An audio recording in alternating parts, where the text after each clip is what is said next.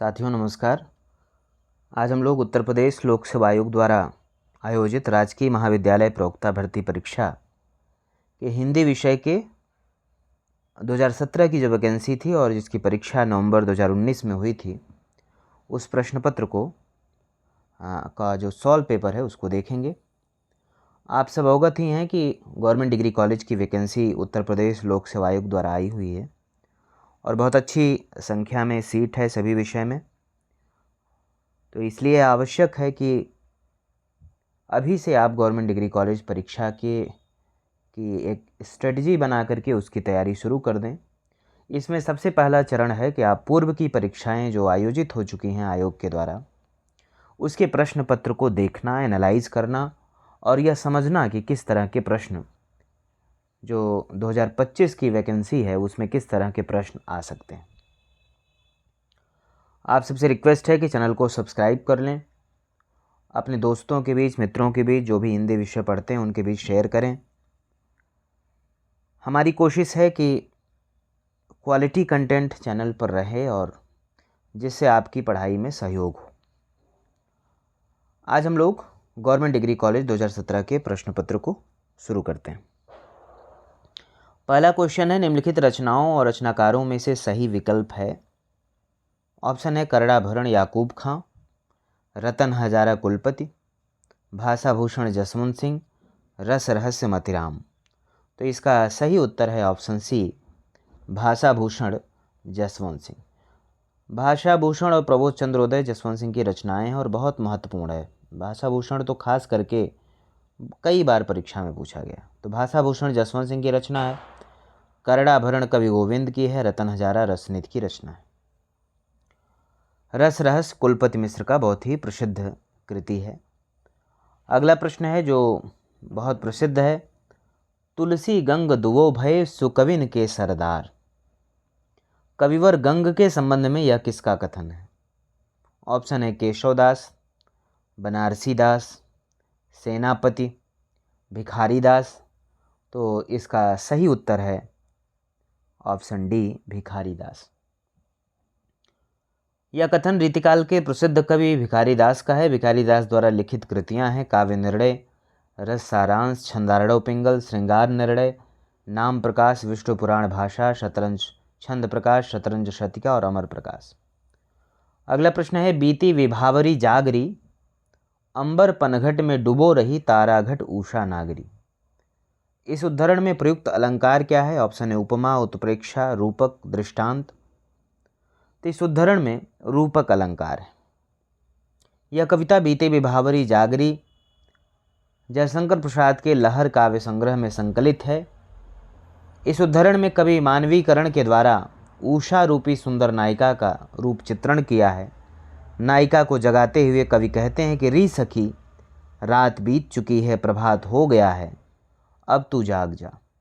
देखो उषा रूपी स्त्री तारा रूपी घड़े को लेकर आकाश रूपी पनघट में डूबा रही है, यानी तारे आकाश में डूब रहे हैं और प्रभात हो रहा है। इस प्रकार कवि ने उषा के आगमन से अंधकार के तिरोहित हो जाने तथा तारों के प्रकाश में विलीन होने की क्रिया को रमणी घट और पनघट के रूपक से प्रकट किया है, इसलिए यहाँ पर रूपक अलंकार है। अगला प्रश्न है जो कई बार परीक्षाओं में पूछा गया है, सखी संप्रदाय का प्रवर्तन किसके द्वारा हुआ? ऑप्शन है स्वामी हरिदास, हित हरिवंश, श्री भट्ट, इनमें से कोई नहीं। इसका सही उत्तर है ऑप्शन ए, स्वामी हरिदास। सखी संप्रदाय कई बार परीक्षा में पूछा गया। तो सखी संप्रदाय निम्बार्क मत की एक शाखा है जिसकी स्थापना स्वामी हरिदास ने की थी। इसे हरिदासी संप्रदाय भी कहते हैं। इस संप्रदाय में भगवान श्री कृष्ण की उपासना सख्य भाव से की जाती है, अर्थात इसमें भक्त अपने को श्री कृष्ण की सखी मानकर उनकी सेवा तथा उपासना करते हैं, जबकि हित हरिवंश राधा वल्लभी संप्रदाय के प्रवर्तक।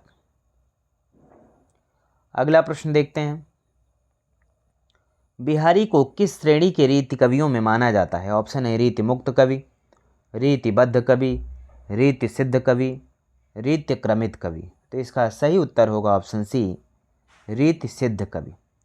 आचार्य विश्वनाथ प्रसाद मिश्र ने रीतिकालीन कवियों को 3 श्रेणियों में बांटा। जिसमें रीति सिद्ध कवि, रीति मुक्त कवि और रीतिबद्ध कवि। बिहारी रीति सिद्ध कवि के सबसे प्रसिद्ध कवि हैं। अगला प्रश्न है, तुलसी, बिहारी, मतिराम और वृंद आदि कवियों की 7 सतसइयों का संकलन सतसई सप्तक में हुआ है। इस सतसई सप्तक के संकलनकर्ता कौन थे? ऑप्शन है वियोगी हरि, डॉक्टर श्याम सुंदर दास, रसनिधि, राम सहाय। तो इसका सही उत्तर है ऑप्शन बी, डॉक्टर श्याम सुंदर दास। सतसई सप्तक के संकलनकर्ता डॉक्टर श्याम सुंदर दास हैं। श्याम सुंदर दास हिंदी के प्रसिद्ध आलोचक और शिक्षाविद हैं। इन्होंने राम नारायण मिश्र और शिव कुमार सिंह के साथ मिलकर सन 1893 में नागरी प्रचारी सभा की स्थापना की। ये भी बहुत महत्वपूर्ण फैक्ट है। उन्होंने अनेक ग्रंथों की रचना की, जिसका विवरण इस प्रकार है।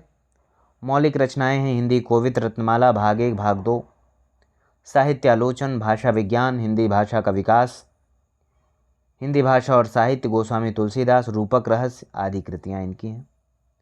बहुत सारे संपादित ग्रंथ भी हैं। अगला प्रश्न है, देव माने जाते हैं, क्या माने जाते हैं? ऑप्शन है रसवादी आचार्य, अलंकारवादी आचार्य, रीतिवादी आचार्य, वक्रोक्तिवादी आचार्य। तो इसका सही उत्तर है ऑप्शन ए, रसवादी आचार्य। देव यानी देवदत्त रसवादी आचार्य माने जाते हैं। उन्होंने रस क्षेत्र में छल नामक नवीन 34वां संचारी भाव की उद्भावना की। देव आचार्य एवं कवि दोनों रूपों में प्रसिद्ध हैं। उनकी प्रमुख रचनाएं हैं भाव विलास, अष्टयाम, भवानी विलास, प्रेम तरंग, कुशल विलास, देवचरित्र, जाति विलास, रस विलास, प्रेमचंद्रिका, सुजान विनोद या रसानंद लहरी, शब्द रसायन या काव्य रसायन, सुख सागर तरंग, राग रत्नाकर, प्रेम पचीसी, तत्वदर्शन पचीसी, आत्मदर्शन पचीसी, देव शतक तथा देव माया प्रपंच आदि। अगला प्रश्न है, निम्न में से विट्ठलनाथ के शिष्य कौन है? ऑप्शन है कृष्णदास, नंददास, कुंभनदास, परमानंद दास। तो इसका सही उत्तर है ऑप्शन बी, नंददास। वल्लभाचार्य के पुष्टिमार्ग के 8 कवियों पर वल्लभाचार्य के पुत्र गोस्वामी विट्ठलनाथ ने अपने आशीर्वाद की छाप दी। यानी 8 कवियों में 4 जो थे वे वल्लभाचार्य के शिष्य थे और 4 विट्ठलनाथ के शिष्य थे। वल्लभाचार्य के शिष्य शुरुआती 4, जिसमें कुंभनदास, सूरदास, परमानंददास और कृष्णदास। और विट्ठलनाथ के जो 4 शिष्य थे उसमें गोविंद स्वामी, छीत स्वामी, चतुर्भुज दास और नंददास थे। नंददास सबसे छोटे थे और सूरदास के बाद सबसे ज़्यादा प्रसिद्धि नंददास को ही मिली। अगला प्रश्न है, अनुराग बांसुरी के रचनाकार कौन हैं? ऑप्शन है मुल्ला दाऊद, कासिम शाह, शेख रहीम, नूर मोहम्मद। तो इसका सही उत्तर है ऑप्शन डी, नूर मोहम्मद। अनुराग बांसुरी के रचनाकार नूर मोहम्मद हैं। 1764 ईस्वी में यह रचना प्रकाशित हुई। मुल्ला दाऊद का चंदायन है और कासिम शाह की हंस जवाहिर। अगला प्रश्न है, निम्न में कौन सी प्रवृत्ति संत काव्य में नहीं है? ऑप्शन है गुरु की महत्ता, बाह्य आडंबरों का खंडन, रहस्यवादी भावना, वर्ण व्यवस्था का समर्थन। तो ऑप्शन डी, वर्ण व्यवस्था का समर्थन, यह संत काव्य में नहीं। संत काव्य की प्रवृत्तियां हैं गुरु की महत्ता, बाह्य आडंबरों का खंडन, रहस्यवादी भावना, निर्गुण ब्रह्म की उपासना, ज्ञान और प्रेम पर बल, योग व भक्ति का समन्वय, मानवतावादी दृष्टि, हिंदू मुस्लिम एकता पर बल, छुआछूत पर वर्ण व्यवस्था का विरोध, अनुभूति की प्रामाणिकता, समानता पर बल, लोक भाषा तथा सदुक्कड़ी भाषा का प्रयोग इत्यादि। अगला प्रश्न है, निम्न में कौन सा कथन सूफी कवियों के विषय में सत्य नहीं है? ऑप्शन है सूफी कवि अमर प्रेम के उपासक और गायक थे। ऑप्शन बी, ये सभी कवि राजाओं के दरबारी कवि थे। ऑप्शन सी, सभी सूफी कवियों ने मसनवी शैली को अपनाया। ऑप्शन डी, इन्होंने प्रबंध काव्यों की रचना की।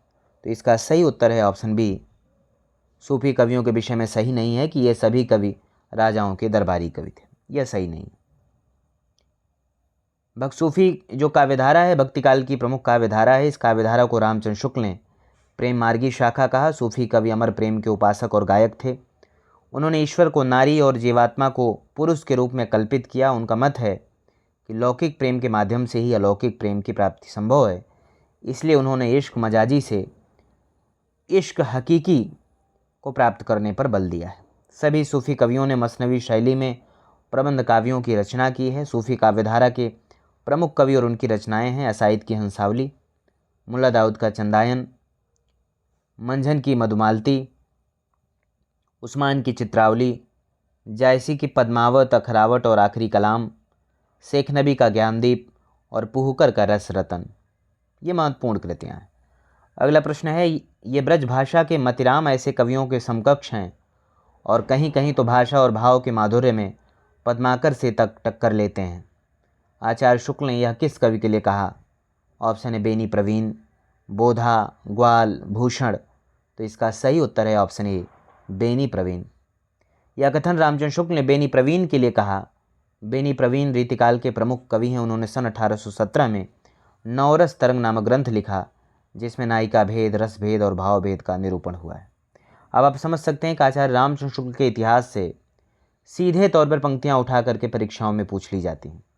इसलिए आवश्यक है कि इतिहास पढ़ते समय आप रामचंद्र शुक्ल ने किसी कवि के विषय में क्या कहा है उसे देखते हुए चलना चाहिए आपको। अगला प्रश्न है, इनकी सी विशुद्ध, सरस और शक्तिशालिनी ब्रजभाषा लिखने में और कोई कवि समर्थ नहीं हुआ। विशुद्धता के साथ प्रौढ़ता और माधुर्य भी अपूर्व है। ये वियोग श्रृंगार के प्रधान मुक्तक कवि हैं। आचार्य शुक्ल का उक्त कथन किस कवि के विषय में है? ऑप्शन है देव, पद्माकर, घनानंद, आलम। तो इसका सही उत्तर है ऑप्शन सी, घनानंद। घनानंद के विषय में रामचंद्र शुक्ल ने कहा कि इनकी सी विशुद्ध, सरस और शक्तिशालिनी ब्रजभाषा लिखने में और कोई कवि समर्थ नहीं हुआ। विशुद्धता के साथ प्रौढ़ता और माधुर्य भी अपूर्व है। वे वियोग श्रृंगार के प्रधान मुक्तक कवि हैं। उनके विषय में कहा कि प्रेम मार्ग का ऐसा प्रवीण और धीर पथिक तथा जबदानी का ऐसा दावा रखने वाला ब्रजभाषा का दूसरा कवि नहीं हुआ। उन्होंने कहा कि जो कुछ हलचल है वह भीतर की है, बाहर से वह वियोग प्रशांत और गंभीर है। न उसमें करवटें बदलना है, न सेज का आग की तरह तपना है, न उछल उछल कर भागना है। उनकी मौन मधि पुकार है। उन्होंने कहा कि यह साक्षात रसमूर्ति और ब्रजभाषा काव्य के प्रधान स्तंभों में है। अगला प्रश्न है, छायावाद युग में लिखी गई कविता पुस्तक ब्रज रस के रचनाकार कौन है? ऑप्शन है वियोगी हरि, राय कृष्णदास, बेढप बनारसी, श्रीनाथ सिंह। तो इसका सही उत्तर है ऑप्शन बी, राय कृष्णदास। वियोगी हरि ने अंतर्नाद और प्रेम शतक, वीर सतसई इनकी बहुत प्रसिद्ध है। अगला प्रश्न है, शाह निजामुद्दीन चिश्ती की शिष्य परंपरा में हाजी बाबा के शिष्य कौन थे? ऑप्शन है मंझन, कुतुबन, जायसी, उस्मान। तो इसका सही उत्तर है उस्मान। हाजी बाबा के शिष्य उस्मान थे। शेख मोहम्मद गौस के शिष्य मंझन थे।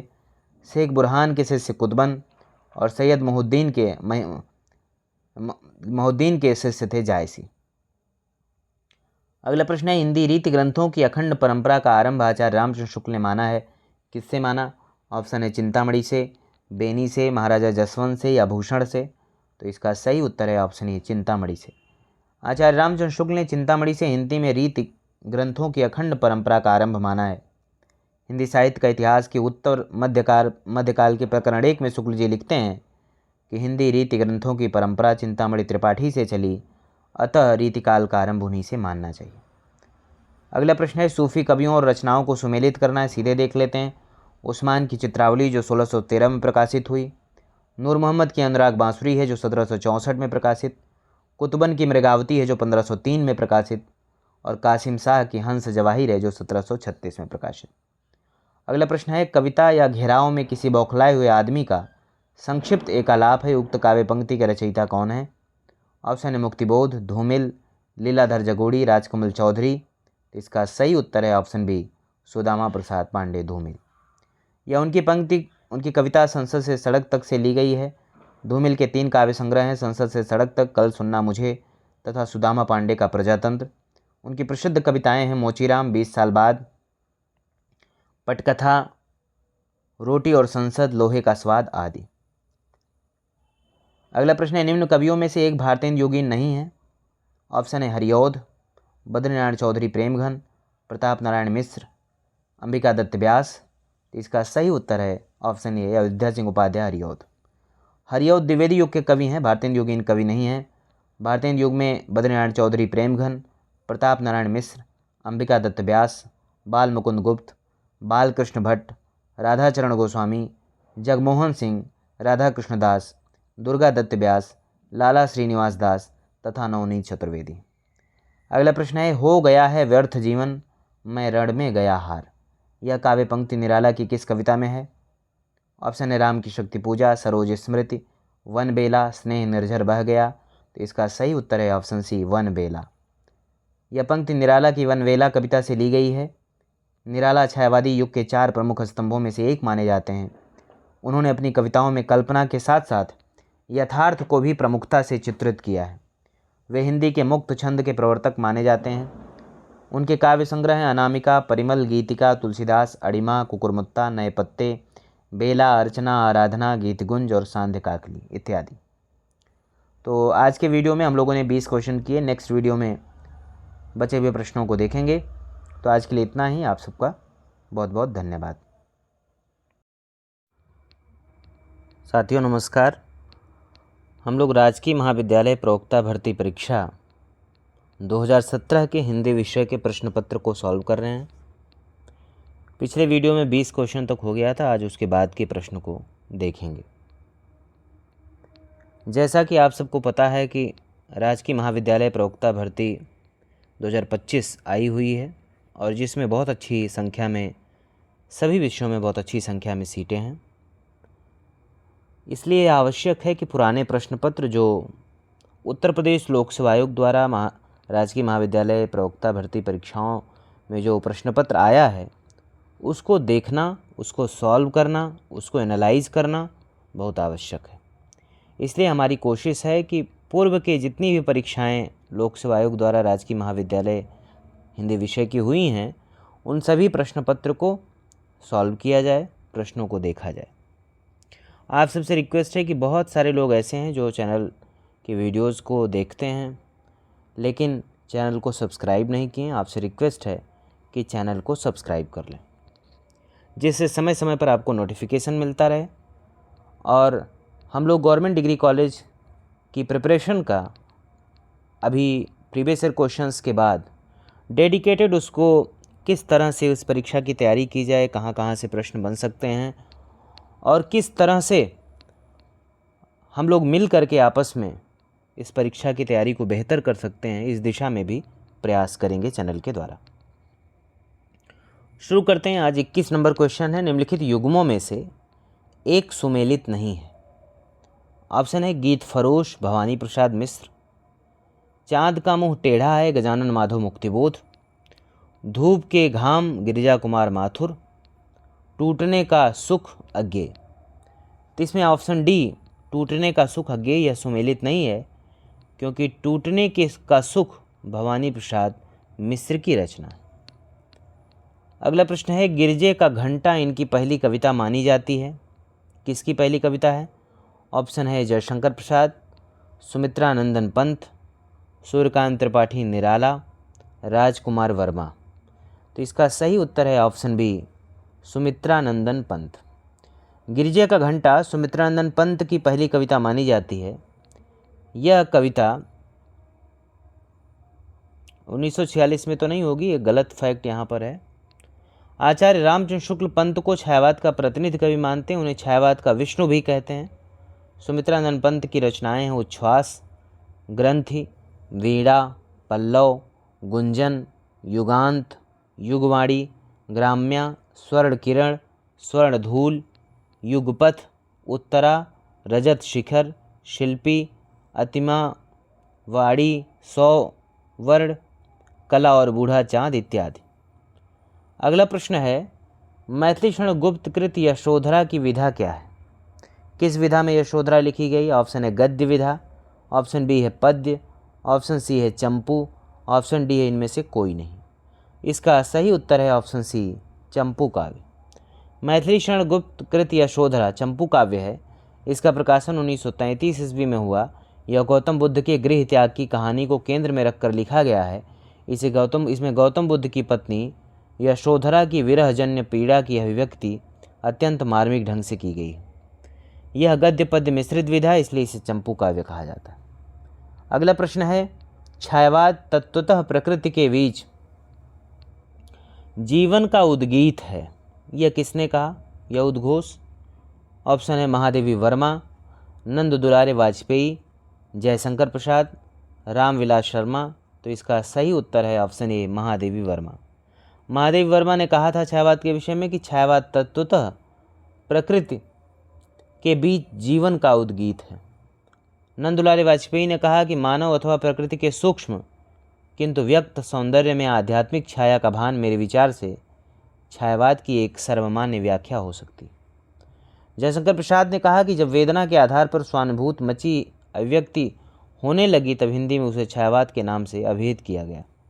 रामविलास शर्मा कहते हैं कि छायावाद स्थूल के प्रति सूक्ष्म का विद्रोह नहीं, वरन थोथी नैतिकता, रूढ़िवाद और सामंती साम्राज्यवादी बंधनों के प्रति विद्रोह रहा। अगला प्रश्न है, मुक्तिबोध की प्रसिद्ध कविता चांद का मुंह टेढ़ा है की भूमिका एक विलक्षण प्रतिभा शीर्षक से किसने लिखी थी? ऑप्शन है अज्ञे, शमशेर बहादुर सिंह, डॉक्टर नामोर सिंह, डॉक्टर रामविलास शर्मा। तो इसका सही उत्तर है option B, Shamsher Bahadur Singh.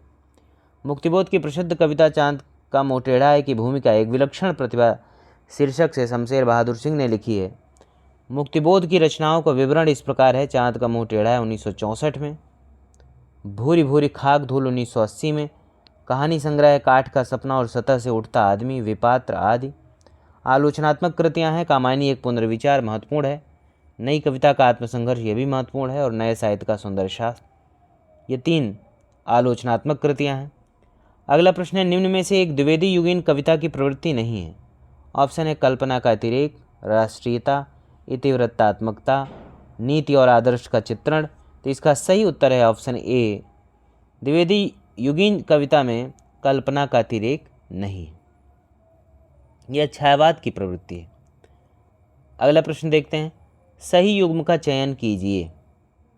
Option है फिलहाल विपिन कुमार अग्रवाल, इन दिनों रघुवीर सहाय, सहचर है समय रामदर्श मिश्र, सोना माटी कुंवर नारायण। तो इसका सही उत्तर है ऑप्शन सी, रामदर्श मिश्र। फिलहाल अशोक वाजपेयी की रचना है, इन दिनों कुंवर नारायण की, सहचर है समय रामदर्श मिश्र की, और सोना माटी विवेकी राय का उपन्यास है। अगला प्रश्न है, उठ जाग मुसाफिर भोर भई अब रैन कहाँ जो सोवत है, यह किस अवधि सम्राट कवि की रचना है? ऑप्शन है विश्वनाथ त्रिपाठी, दूसरा सप्तक से, तीसरा सप्तक से, तार सप्तक से। तो इसका सही उत्तर है ऑप्शन बी। उपयुक्त पंक्ति अवधी सम्राट कवि वंशीधर शुक्ल की है। वंशीधर शुक्ल हिंदी और अवधी भाषा के कवि होने के साथ साथ स्वतंत्रता सेनानी व राजनेता भी थे। उन्होंने मातृभूमि की सेवा करते हुए स्वतंत्रता आंदोलन में भाग लिया, जिसके कारण उन्हें अनेक बार जेल भी जाना पड़ा। उनकी कालजयी कविताएं हैं उठ जाग मुसाफिर भोर भई अब रैन कहाँ जो सोवत है। दूसरी कविता है कदम कदम बढ़ाए जा खुशी के गीत गाए जा, ये जिंदगी है कौम की तू कौम पर लुटाए जा। अगला प्रश्न है, हिंदी में प्रयोगवाद का प्रारंभ किस रचना से माना जाता है? ऑप्शन है नया सप्तक से, तार सप्तक से, दूसरा सप्तक से, तीसरा सप्तक से, किससे? तो इसका सही उत्तर है ऑप्शन डी, तार सप्तक से। हिंदी में प्रयोगवाद का प्रारंभ तार सप्तक से माना जाता है। सन 1943 में अज्ञे ने 7 कवियों का एक मंडल बनाकर तार सप्तक का संपादन किया। तार सप्तक के कवि हैं गजानन माधव मुक्तिबोध, नेमचंद्र जैन, भरत भूषण अग्रवाल, प्रभाकर माचवे, गिरिजा कुमार माथुर, डॉक्टर रामविलास शर्मा और अज्ञे। आगे चलकर अज्ञे ने 1951 में दूसरा सप्तक तथा 1959 में तीसरा सप्तक प्रकाशित किया। बाद में अज्ञे ने सन 1979 में चौथा सप्तक भी प्रकाशित किया। अगला प्रश्न है, द्विवेदी युगीन निम्नलिखित रचनाओं में से एक महाकाव्य नहीं है। ऑप्शन है जयद्रथ वध, प्रिय प्रवास, साकेत, रामचरित चिंतामणि। तो इसका सही उत्तर है ऑप्शन ए, जयद्रथ वध। जयद्रथ वध खंड काव्य है, मैथिली शरण गुप्त का 1910 में प्रकाशित। प्रिय प्रवास महाकाव्य हरिऔध का 1914 में प्रकाशित।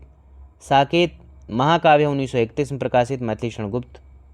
रामचरित चिंतामणि महाकाव्य जो है यह भी 1920 में लिखा गया और रामचरित उपाध्याय इसके लेखक हैं।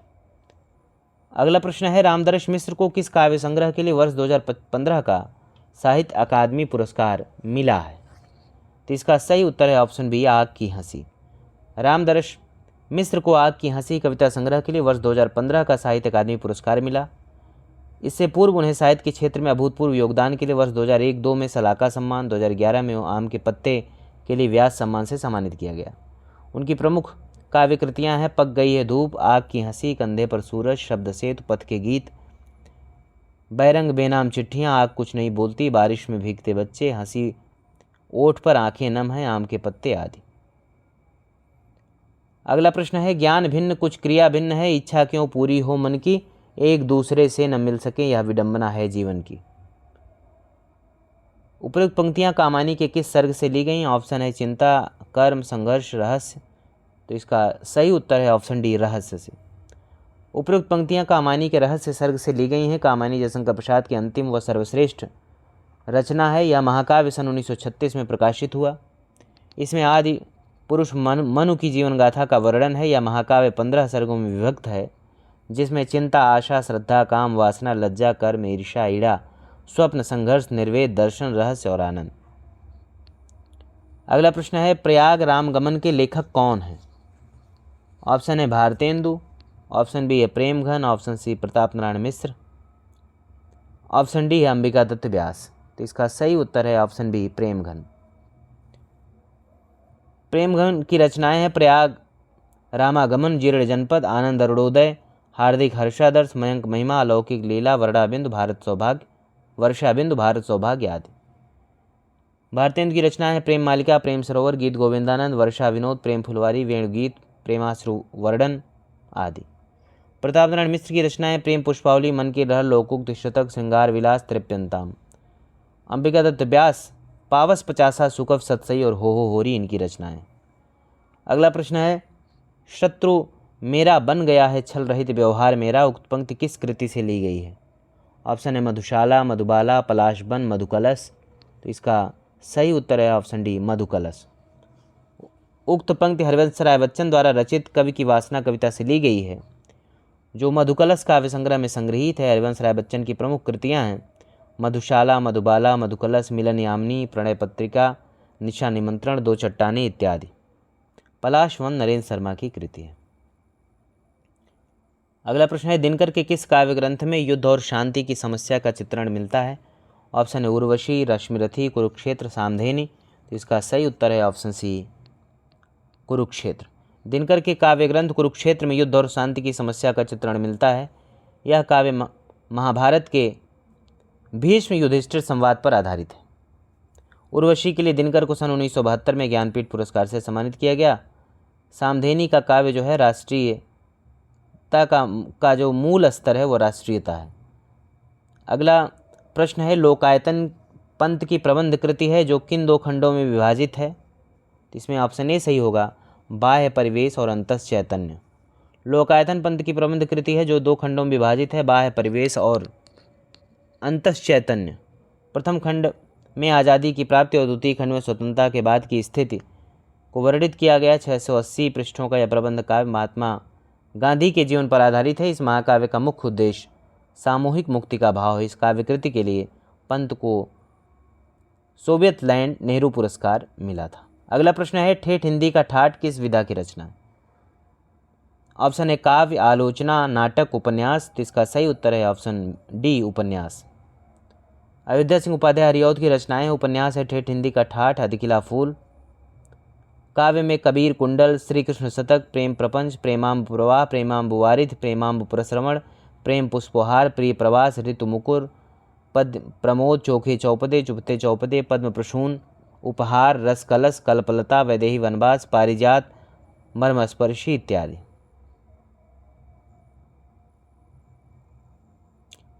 अगला प्रश्न है हरिवंश राय बच्चन की काव्यधारा का उल्लेख कीजिए। छायावादी, हालावादी, प्रयोगवादी, प्रगतिवादी। तो इसका सही उत्तर है ऑप्शन बी, हालावादी। हरिवंश राय बच्चन हालावादी काव्यधारा के प्रवर्तक कवि हैं। हालावाद का समय 1933 से 1936 ईस्वी तक माना जाता है। इस काव्यधारा में वैयक्तिकता की प्रधानता है। संसार के दुख, दर्द, निराशा को भूलकर प्रेम की मस्ती में डूबकर प्रेम को ही सर्वस्व मानना हालावाद की प्रमुख विशेषता है। यह काव्य उन्मुक्त प्रेम काव्य या प्रेम और मस्ती के काव्य के नाम से जाना जाता है। इसमें मस्ती है, अल्हड़ता और अक्खड़ता है। हालावादी काव्य पर उमर खयाम की रुबाइयों का प्रभाव है। बच्चन कृत मधुशाला, मधुबाला, मधुकलश हालावाद की धर्मग्रंथ मानी जाती है। अगला प्रश्न है जिंदगी और गुलाब किसका कहानी संकलन है? ऑप्शन है उषा प्रियंवदा, मृणाल पांडे, चित्रा मुदगल, मृदुला गर्ग। तो इसका सही उत्तर है उषा प्रियंवदा, ऑप्शन ए, जिंदगी और गुलाब के फूल। इसके अलावा फिर बसंत आया, एक कोई दूसरा, कितना बड़ा झूठ आदि भी इनकी रचनाएं हैं। अगला प्रश्न है गोदान उपन्यास की मुख्य कथा का आधार है, क्या है?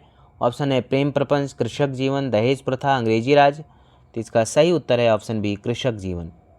प्रेमचंद कृत गोदान उपन्यास कृषक जीवन का महाकाव्य है। इसका प्रकाशन सन 1936 ईस्वी में हुआ। इसमें भारतीय ग्रामीण समाज एवं परिवेश का यथार्थ चित्रण किया गया है। उपन्यास का नायक होरी भारतीय कृषक जीवन का प्रतिनिधित्व करता है। इसमें एक किसान दंपत्ति होरी और धनिया के माध्यम से भारतीय किसानों की संघर्षपूर्ण जीवन की करुणगाथा प्रस्तुत की गई है। मालती, मेहता, गोबर, मातादीन आदि इसके प्रमुख पात्र हैं। तो आज हम लोग यहीं रुकेंगे। 20 क्वेश्चन हो गए। नेक्स्ट वीडियो में बचे हुए प्रश्नों को हम लोग सॉल्व करेंगे। आप बार बार आप पढ़ते रहें और आने वाले समय में जो परीक्षाएं हैं उसको टारगेट बना करके उसके सिलेबस को ध्यान में रख करके अपनी तैयारी करें। खास करके जो ऑब्जेक्टिव टाइप क्वेश्चंस हैं उस पर विशेष फोकस करें, क्योंकि अगर आप ऑब्जेक्टिव टाइप ऐसे क्वेश्चंस गलत कर देंगे जो अन्य सभी को पता है तो वहाँ आप पीछे हो जाएंगे।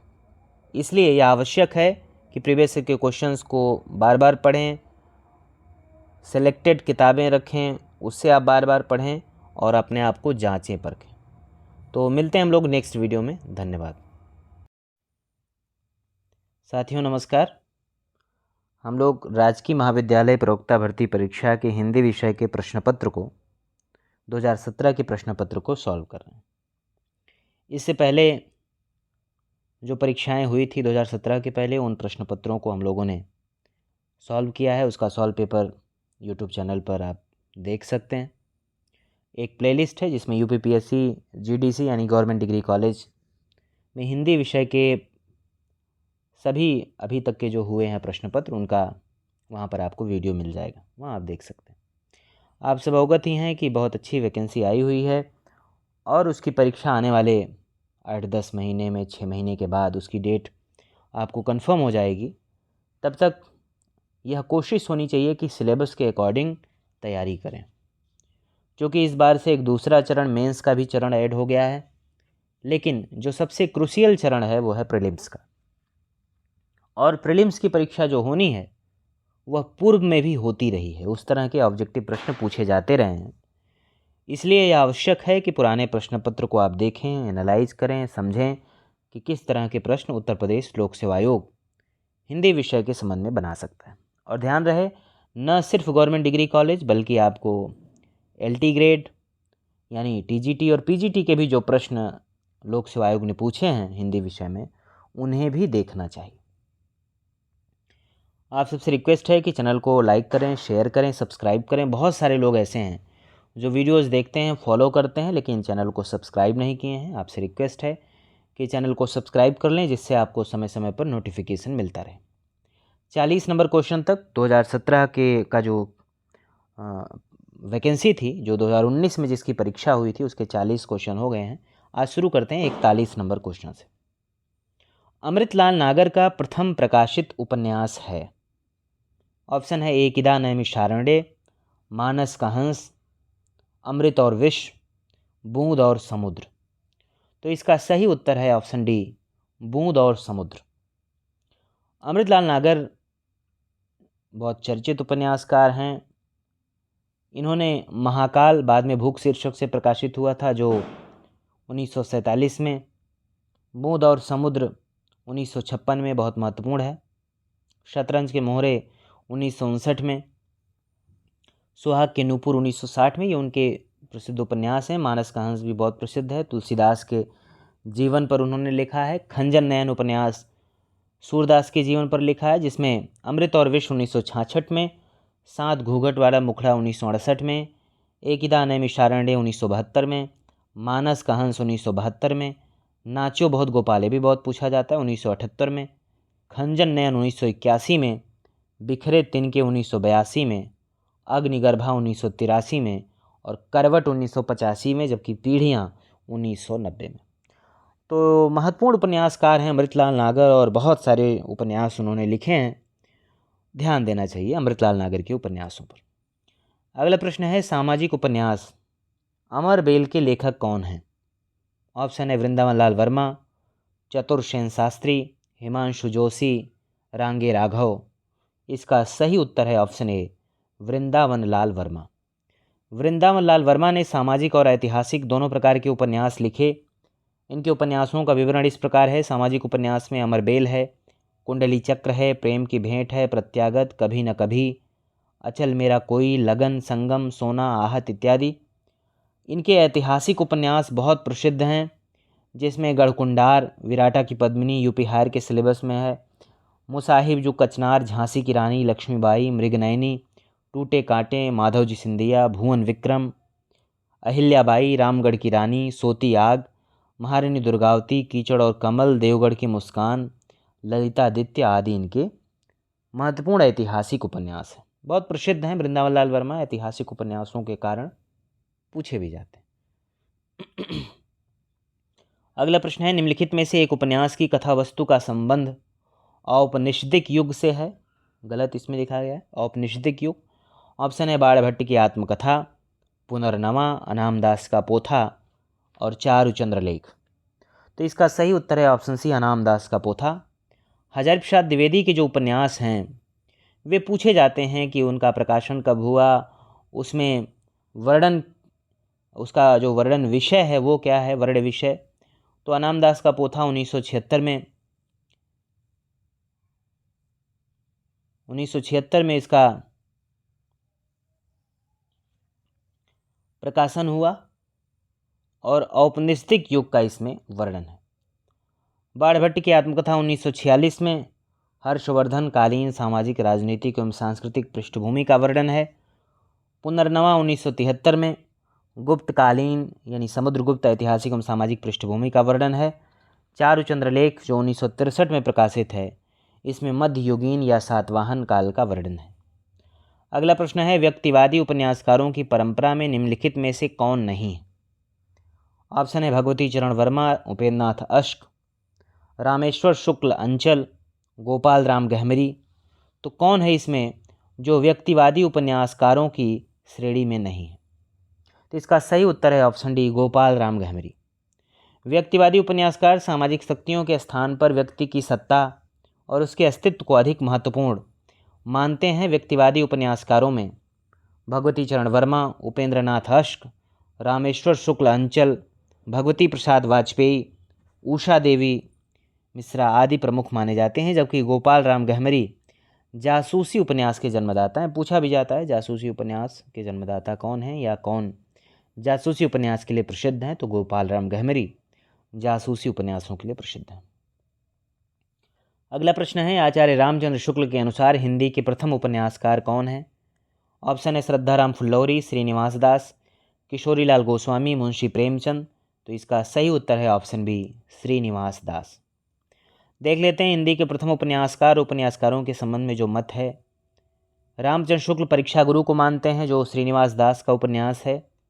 यह 1882 में प्रकाशित हुआ।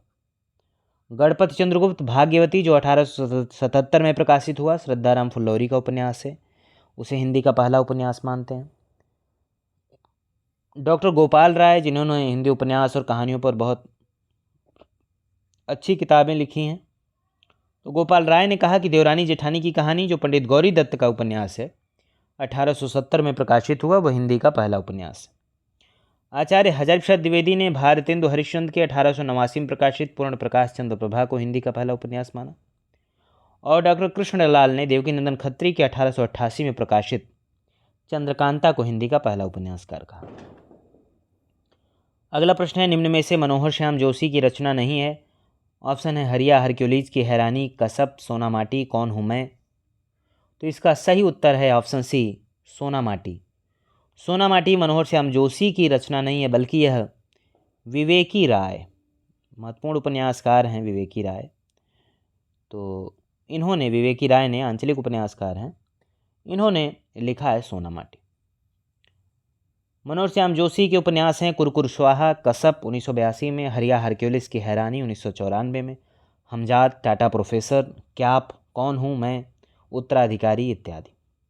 विवेकी राय के उपन्यास हैं बबूल 1964 में, पुरुष पुराण 1975 में, लोक ऋण 1977 में, श्वेत पत्र 1979 में, सोना माटी 1983 में, समर शेष है 1988 में, मंगल भवन 1994 में, नमामि ग्राम 1997 में, देहरी के पार 2003 में इत्यादि। अगला प्रश्न है, उपन्यास और उपन्यासकार का एक युग्म अशुद्ध है। काला पहाड़ भगवान दास मोरवाल, सही है। अंधेरे के जुगनू रांगे राघव, ये भी सही है। वे दिन निर्मल वर्मा, ये भी सही है। करवट राजेंद्र यादव, ये गलत है, क्योंकि करवट जो है और पीढ़ियाँ, ये सब उपन्यास अमृतलाल नागर के हैं। करवट उपन्यास 1985 में प्रकाशित हुआ था, अमृतलाल नागर का उपन्यास है। काला पहाड़ 1999 में प्रकाशित भगवान दास मोरवाल का उपन्यास है। अंधेरे के जुगनू 1953 में प्रकाशित रांगे राघव का उपन्यास है। वे दिन 1964 में प्रकाशित निर्मल वर्मा का उपन्यास है। अगले प्रश्न की तरफ बढ़ते हैं हम लोग। अधोलिखित में से एक उपन्यास नासिरा शर्मा द्वारा लिखित है। ऑप्शन है मछली मरी हुई, वह अपना चेहरा, सात नदियाँ एक समुंदर, टेराकोटा। तो इसका सही उत्तर है ऑप्शन सी, सात नदियाँ एक समुंदर। सात नदियाँ एक समुंदर 1984 में प्रकाशित है, नासिरा शर्मा का उपन्यास है। मछली मरी हुई 1966 में प्रकाशित राजकमल चौधरी का प्रसिद्ध उपन्यास है। वह अपना चेहरा 1970 में प्रकाशित गोविंद मिश्र का उपन्यास, और टेराकोटा लक्ष्मीकांत वर्मा का प्रसिद्ध उपन्यास है। अगला प्रश्न है, फणीश्वरनाथ रेणु के किस उपन्यास में पूर्वी पाकिस्तान से विस्थापित शरणार्थियों की दारुण दशा का चित्रण है? ऑप्शन है मैला आंचल, दीर्घतपा, पलटू बाबू रोड, जुलूस। तो इसका सही उत्तर है ऑप्शन डी, जुलूस। जुलूस जो 1965 में प्रकाशित है, इसमें पूर्वी पाकिस्तान से विस्थापित शरणार्थियों की दारुण दशा का चित्रण है। मैला आंचल 1954 में प्रकाशित है, इसमें बिहार राज्य के पूर्णिया जिले के मेरीगंज को कथा का केंद्र बनाया गया है। दीर्घतपा 1964 में प्रकाशित विमेंस वेलफेयर की आड़ में महिलाओं के यौन उत्पीड़न को उजागर किया गया है। और पलटू बाबू रोड 1979 में प्रकाशित रेणु का उपन्यास है। इसमें एक कस्बे की कहानी है जिसमें सामाजिक अंतर्विरोधों तथा राजनीतिक भ्रष्टाचारों को उजागर किया गया है। अगला प्रश्न है, प्रेमचंद शताब्दियों से पददलित, अपमानित और उपेक्षित कृषकों की आवाज़ थे। प्रेमचंद के संबंध में उक्त कथन किसका है? ऑप्शन है रामचंद्र शुक्ल, डॉक्टर रामविलास शर्मा, आचार्य हजारी प्रसाद द्विवेदी, डॉक्टर नगेंद्र। इसका सही उत्तर है ऑप्शन सी, हजारी प्रसाद द्विवेदी। हजारी प्रसाद द्विवेदी ने प्रेमचंद के विषय में कहा कि प्रेमचंद शताब्दियों से पददलित, अपमानित और उपेक्षित कृषकों की आवाज़ थे। उन्होंने यह भी कहा कि अगर आप उत्तर भारत की समस्त जनता के आचार विचार, रहन सहन, भाषा भाव, आशा आकांक्षा, सुख दुख और सूझबूझ जानना चाहते हैं तो प्रेमचंद से उत्तम परिचायक आपको नहीं मिल सकता। अगला प्रश्न है, त्रिशंकु कहानी संग्रह के रचनाकार हैं। ऑप्शन है मनु भंडारी, गीतांजलि श्री, अज्ञेय, चौखट। तो इसका सही उत्तर है मनु भंडारी। मनु भंडारी महत्वपूर्ण कहानीकार हैं। उनके कहानी संग्रह हैं मैं हार गई 1957, यही सच है 1966, एक प्लेट सैलाब 1968, तीन निगाहों की एक तस्वीर 1968, त्रिशंकु 1978 आदि। गीतांजलि श्री के उपन्यास हैं अनुगूंज 1995, वैराग्य 1999 और यहाँ हाथी रहते थे 2002। अज्ञेय एक उपन्यास हैं विपथगा 1937 में। विपथगा, परंपरा, कोठरी की बात, शरणार्थी, इनकी कहानियाँ हैं, कहानी संग्रह। शरणार्थी, जयदोल, अमरवल्लरी, ये तेरे प्रतिरूप आदि। मृणाल पांडे के कहानी संग्रह हैं दरमियान, शब्दवेदी, एक नीच ट्रेजेडी, एक स्त्री का विदा गीत इत्यादि। अगला प्रश्न है, निम्न में कौन सा उपन्यास कमलेश्वर का नहीं है? ऑप्शन है पीली आंधी, डाक बंगला, कितने पाकिस्तान, चौखट। तो इसमें दो उपन्यास कमलेश्वर के नहीं हैं, ए और डी, यानी पीली आंधी और चौखट। कमलेश्वर के उपन्यास हैं एक सड़क 57 गलियाँ, डाक बंगला, लौटे हुए मुसाफिर, समुद्र में खोया हुआ आदमी, काली आंधी, तीसरा आदमी, आगामी अतीत, वही बात, सुबह दोपहर शाम, रेगिस्तान, कितने पाकिस्तान जो 2000 ईस्वी में प्रकाशित आदि। प्रभा खेतान के उपन्यास हैं आओ पेपे घर चलें, तालाबंदी, छिन्नमस्ता, अपने अपने चेहरे, पीली आंधी आदि। तो पीली आंधी जो है प्रभा खेतान का उपन्यास है। अगला प्रश्न है, निम्नलिखित रचनाओं और रचनाकारों को सुमेलित करके सही कूट का चयन कीजिए। रचना और रचनाकार, इसको मिलाना है तो सीधे देख लेते हैं। श्यामा स्वप्न बहुत महत्वपूर्ण उपन्यास है, यह ठाकुर जगमोहन सिंह का उपन्यास है। नरेंद्र मोहन देवकीनंदन खत्री का, मायाविनी गोपाल राम गहमरी का, पृथ्वीराज चौहान, बलदेव प्रसाद का। अगला प्रश्न है, पैरों में पंख बांधकर यात्रा वृत्तांत के लेखक कौन है? ऑप्शन है राम वृक्ष वेनीपुरी, रांगे राघव, भगवत शरण उपाध्याय, राहुल सांकृत्यायन। इसमें कौन सही है? इसका सही उत्तर है ऑप्शन ए, राम वृक्ष बेनीपुरी। राम वृक्ष बेनीपुरी की यात्रा वृत्तांत हैं पैरों में पंख बांधकर 1952 में और उड़ते चलो 1954 में।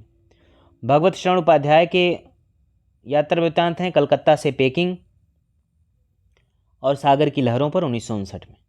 राहुल सांकृत्यायन जो सब सर्वाधिक महत्वपूर्ण यात्रा वृत्तांत लेखक हैं, यात्रा साहित्य के लिए अत्यंत प्रसिद्ध हैं, या कह लें कि यात्रा साहित्य के सर्वाधिक महत्वपूर्ण लेखक हैं, उनकी मेरी तिब्बत यात्रा है 1937 में प्रकाशित, मेरी लद्दाख यात्रा 1939 में प्रकाशित, किन्नर देश में 1948 में, रूस में 25 मार्च 1952 में इत्यादि। अगला प्रश्न है, निम्न में से रेखाचित्र का तत्व नहीं है। ऑप्शन है वर्ण विषय, चरित्रोद्घाटन, अभिनेता, उद्देश्य। तो क्या रेखाचित्र का तत्व नहीं है? तो ऑप्शन सी सही है, अभिनेता जो है यह रेखाचित्र का तत्व नहीं है बल्कि नाटक का तत्व है। जबकि अन्य विकल्प वर्ण विषय, चरित्रोद्घाटन तथा उद्देश्य रेखाचित्र के तत्व हैं। रेखाचित्र में किसी वस्तु, व्यक्ति, घटना या निजी अनुभूतियों को शब्दों के माध्यम से रेखांकित किया जाता है। पद्म सिंह शर्मा रचित पद्मपराग हिंदी का प्रथम रेखाचित्र संग्रह है। अगला प्रश्न है, निम्न नाटकों और उनके रचयिताओं से संबंधित एक युग्म सही नहीं है। ऑप्शन है अज्ञातवास, द्वारिका प्रसाद मिश्र, ठीक है। कामना, जयशंकर प्रसाद, ये भी ठीक है। वरमाला, गोविंद वल्लभ पंत, ये भी ठीक है। करबला, उदय शंकर भट्ट, ये सही नहीं है क्योंकि करबला प्रेमचंद का नाटक है। अज्ञातवास द्वारिका प्रसाद मिश्र का, कामना जयशंकर प्रसाद का 1927 में प्रकाशित और वरमाला गोविंद वल्लभ पंत का 1925 में प्रकाशित नाटक है। अगला प्रश्न है, मुंतख बुत्त बारीक पुस्तक के लेखक कौन हैं? ऑप्शन है लल्लू लाल, सदल मिश्र, मुंशी सदा सुखलाल, इंशाअल्लाह खां। तो इसका सही उत्तर है ऑप्शन सी, मुंशी सदा सुखलाल। लल्लू लाल ने प्रेम सागर लिखा, सिंहासन बत्तीसी, बैताल पचीसी, शकुंतला नाटक, माधोनल राजनीति, लाल चंद्रिका। सदल मिश्र ने नासिकेतोपाख्यान, इंशाअल्लाह खां ने उदयभान चरित या रानी केतकी की कहानी। अगला प्रश्न है, स्त्री विमर्श की निम्नलिखित कृतियों में से उपन्यास रचना है। तो इसमें ऑप्शन ए सही है, पिछले पन्ने की औरतें शरद सिंह द्वारा रचित उपन्यास है। यह उपन्यास बेड़िया समाज की उन औरतों पर आधारित है जो सदियों से उपेक्षित और शोषित जीवन जीने के लिए विवश हैं। शरद सिंह कृत उपन्यास हैं पिछले पन्ने की औरतें, पचकौड़ी और कसबाई सिमोन। अगला प्रश्न है, नाटक और नाटककार का एक युग्म अशुद्ध है, उसको देखना है। करबला प्रेमचंद, सही है। नदी प्यासी थी, धर्मवीर भारती, सही है। रतिका कंगन, सुरेंद्र वर्मा, ये भी ठीक है। और अंजो दीदी, विष्णु प्रभाकर, ये गलत है क्योंकि अंजो दीदी जो है वह उपेंद्र नाथ अश्क का बहुत प्रसिद्ध नाटक है, यूजीसी नेट के सिलेबस में है और भी कई परीक्षाओं के सिलेबस में है। अगला प्रश्न है, जुलूस रुका है शीर्षक रिपोर्टाज के लेखक कौन है? ऑप्शन है प्रकाश चंद्र गुप्त, विवेकी राय, धर्मवीर भारती, अमृत राय। तो इसका सही उत्तर है ऑप्शन बी, विवेकी राय। जुलूस रुका है यह रिपोर्टाज विवेकी राय का है, 1977 में प्रकाशित। बंगाल का काल, अल्मोड़े का बाजार और स्वराज्य भवन, ये प्रकाश चंद्र गुप्त का। युद्ध यात्रा 1972 में धर्मवीर भारती का। तो आज हम लोग 60 नंबर क्वेश्चन तक हम लोगों ने सॉल्व किया। अब नेक्स्ट वीडियो में हम लोग बचे हुए प्रश्नों को सॉल्व करेंगे। आप लोग बार बार परीक्षा के दृष्टिकोण को समझते हुए अपनी तैयारी को आगे बढ़ाएं। प्रीलिम्स की परीक्षा जिसमें ऑब्जेक्टिव टाइप प्रश्न आने हैं, उसके लिए आप ऑब्जेक्टिव टाइप क्वेश्चंस को प्रैक्टिस करें। ये जो प्रीवियस ईयर के क्वेश्चंस जो हम लोग सॉल्व कर रहे हैं साथ में, इसका उद्देश्य है कि आपको परीक्षा की प्रकृति से अवगत कराना और एक तरह से यह एक टेस्ट सीरीज भी है, क्योंकि ये प्रश्न किसी कोचिंग संस्थान द्वारा बनाए हुए नहीं हैं बल्कि लोक सेवा आयोग ने इन प्रश्नों को पूछा है, इसलिए ये प्रश्न आपके लिए अत्यंत महत्वपूर्ण है। इसके अलावा साथ में मेंस एग्ज़ाम जो होना है उसकी तैयारी करते रहें। कई सारे लोगों ने बोला है कि मेंस की तैयारी कैसे करें, इस पर एक वीडियो बनाने के लिए आप लोगों ने मैसेज किया हुआ है, टेलीग्राम पर मैसेज किया है। तो हम कोशिश करेंगे कि आखिर इस पूरे यूपीपीएससी जीडीसी में किस तरह से आप सफलता प्राप्त कर सकते हैं। न सिर्फ प्रीलिम्स की बाधा पार करें बल्कि मेंस में अच्छे से अच्छा अंक कैसे आप प्राप्त कर सकते हैं, इस पर एक डिटेल में वीडियो बना दूंगा। शायद आप लोगों को उससे एक सही दिशा मिले। तो मिलते हैं हम लोग नेक्स्ट वीडियो में। धन्यवाद साथियों, नमस्कार। आज हम लोग उत्तर प्रदेश लोक सेवा आयोग राजकीय महाविद्यालय प्रवक्ता भर्ती परीक्षा 2017 के बचे हुए प्रश्नों को देखेंगे।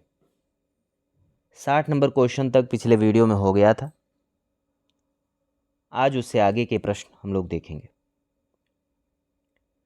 आप सबसे रिक्वेस्ट है कि चैनल को लाइक करें, शेयर करें, सब्सक्राइब करें, क्योंकि बहुत सारे लोग ऐसे हैं जो वीडियोस देखते हैं लेकिन चैनल को सब्सक्राइब नहीं करते। उनसे रिक्वेस्ट है कि चैनल को सब्सक्राइब कर लें और हिंदी पढ़ने वाले अपने दोस्तों के बीच, साथियों के बीच शेयर भी करें।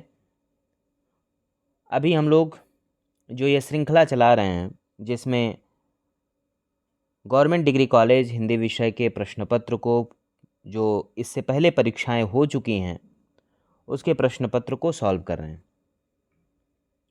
क्योंकि आप सब अवगत ही हैं कि बहुत अच्छी वैकेंसी गवर्नमेंट डिग्री कॉलेज की आई हुई है, जिसमें सभी विषयों में बहुत अच्छी संख्या में सीट है। हिंदी विषय में भी बहुत अच्छी संख्या में सीट आई हुई है। तो यह आवश्यक है आपके लिए कि आप परीक्षा की प्रकृति को समझें, किस तरह के प्रश्न उत्तर प्रदेश लोक सेवा आयोग हिंदी विषय के जो बहुविकल्पी प्रश्न हैं वो किस तरह के पूछते हैं, इससे भी आपको अंदाज़ा लगेगा और यह आपका एक प्रैक्टिस भी होगी। तो यह कई दृष्टि से आपके लिए उपयोगी है। शुरू करते हैं 61 नंबर क्वेश्चन से। निम्नलिखित में से एक युग्म सही नहीं है। ऑप्शन है हमारे जवाहरलाल नेहरू लक्ष्मण प्रसाद भारद्वाज, लोहिया बलराज मधोक, चैतन्य महाप्रभु अमृतलाल नागर, महायोगी शिव प्रसाद सिंह। तो इसमें विकल्प डी गलत है, क्योंकि महायोगी जो है वो शिव प्रसाद सिंह की रचना नहीं है, क्योंकि शिव प्रसाद सिंह ने उत्तर योगी श्री अरविंद नाम से एक जीवनी परक उपन्यास लिखा है। उनकी अन्य कृतियां हैं अलग अलग वैतरणी, गली आगे मुड़ती है, नीला चांद, सैलूश, मंजूषिमा कोहरे में युद्ध, दिल्ली दूर है, वैश्वानर। कहानी संग्रह है आर पार की माला, कर्मनाशा की हार, बहुत महत्वपूर्ण है। इन्हें भी इंतजार है, मुर्दा सराय, अंधेरा हंसता है, भेड़िए, दादी माँ, नन्हा आदि। निबंध संग्रह है शिखरों के सेतु, कस्तूरी मृग, चतुर्दिक आदि। अगला प्रश्न है डायरी साहित्य से संबंधित कमलेश्वर की कृति है। ऑप्शन है दिल्ली मेरा परदेश, देश देशांतर, क्या खोया क्या पाया, सैलानी की डायरी। तो इसका सही उत्तर है ऑप्शन बी, देश देशांतर। कमलेश्वर की डायरी है देश देशांतर 1992 में प्रकाशित हुई। रघुवीर सहाय की दिल्ली मेरा परदेश 1976 में प्रकाशित। राजेंद्र अवस्थी की सैलानी की डायरी 1976 में प्रकाशित। अगला प्रश्न है निम्नलिखित में कौन सा हिंदी आलोचक मार्क्सवादी समीक्षक की श्रेणी में नहीं रखा जा सकता। ऑप्शन है शमशेर बहादुर सिंह, रामविलास शर्मा, मुक्तिबोध, जगदीश गुप्त। तो इसका सही उत्तर है ऑप्शन डी, जगदीश गुप्त। जगदीश गुप्त को मार्क्सवादी समीक्षक की श्रेणी में नहीं रखा जा सकता क्योंकि वे नई कविता के प्रमुख कवि हैं, जबकि शमशेर बहादुर सिंह, रामविलास शर्मा तथा मुक्तिबोध मार्क्सवादी समीक्षक हैं। इनकी रचनाओं के विवरण इस प्रकार हैं। शमशेर बहादुर सिंह की रचना है दो आब 1947 ईस्वी। शमशेर बहादुर सिंह की कुछ गद्य रचनाएं हैं, कुछ और गद्य रचनाएं नाम से दो पुस्तकें हैं। रामविलास शर्मा की पुस्तकें हैं प्रेमचंद 1941 ईस्वी, निराला 1946 ईस्वी, प्रेमचंद और उसका युग 1952 ईस्वी, भारतेंदु हरिश्चंद्र 1953 ईस्वी, आचार्य रामचंद्र शुक्ल और हिंदी आलोचना 1955, आस्था और सौंदर्य 1961 ईस्वी, निराला की साहित्य साधना जो अत्यंत महत्वपूर्ण है, 3 भागों में है, 1969, 1972 और 1976 में प्रकाशित। भारतेंदु युग और हिंदी भाषा की विकास परंपरा, महावीर प्रसाद द्विवेदी और हिंदी नवजागरण, नई कविता और अस्तित्ववाद, ये भी बहुत महत्वपूर्ण है। परंपरा का मूल्यांकन आदि पुस्तकें रामविलास शर्मा की। मुक्तिबोध की रचनाएं हैं जो बहुत महत्वपूर्ण है। कामायनी एक पुनर्विचार 1961 में, नई कविता का आत्मसंघर्ष 1964 में, नए साहित्य का सौंदर्य शास्त्र 1971 में।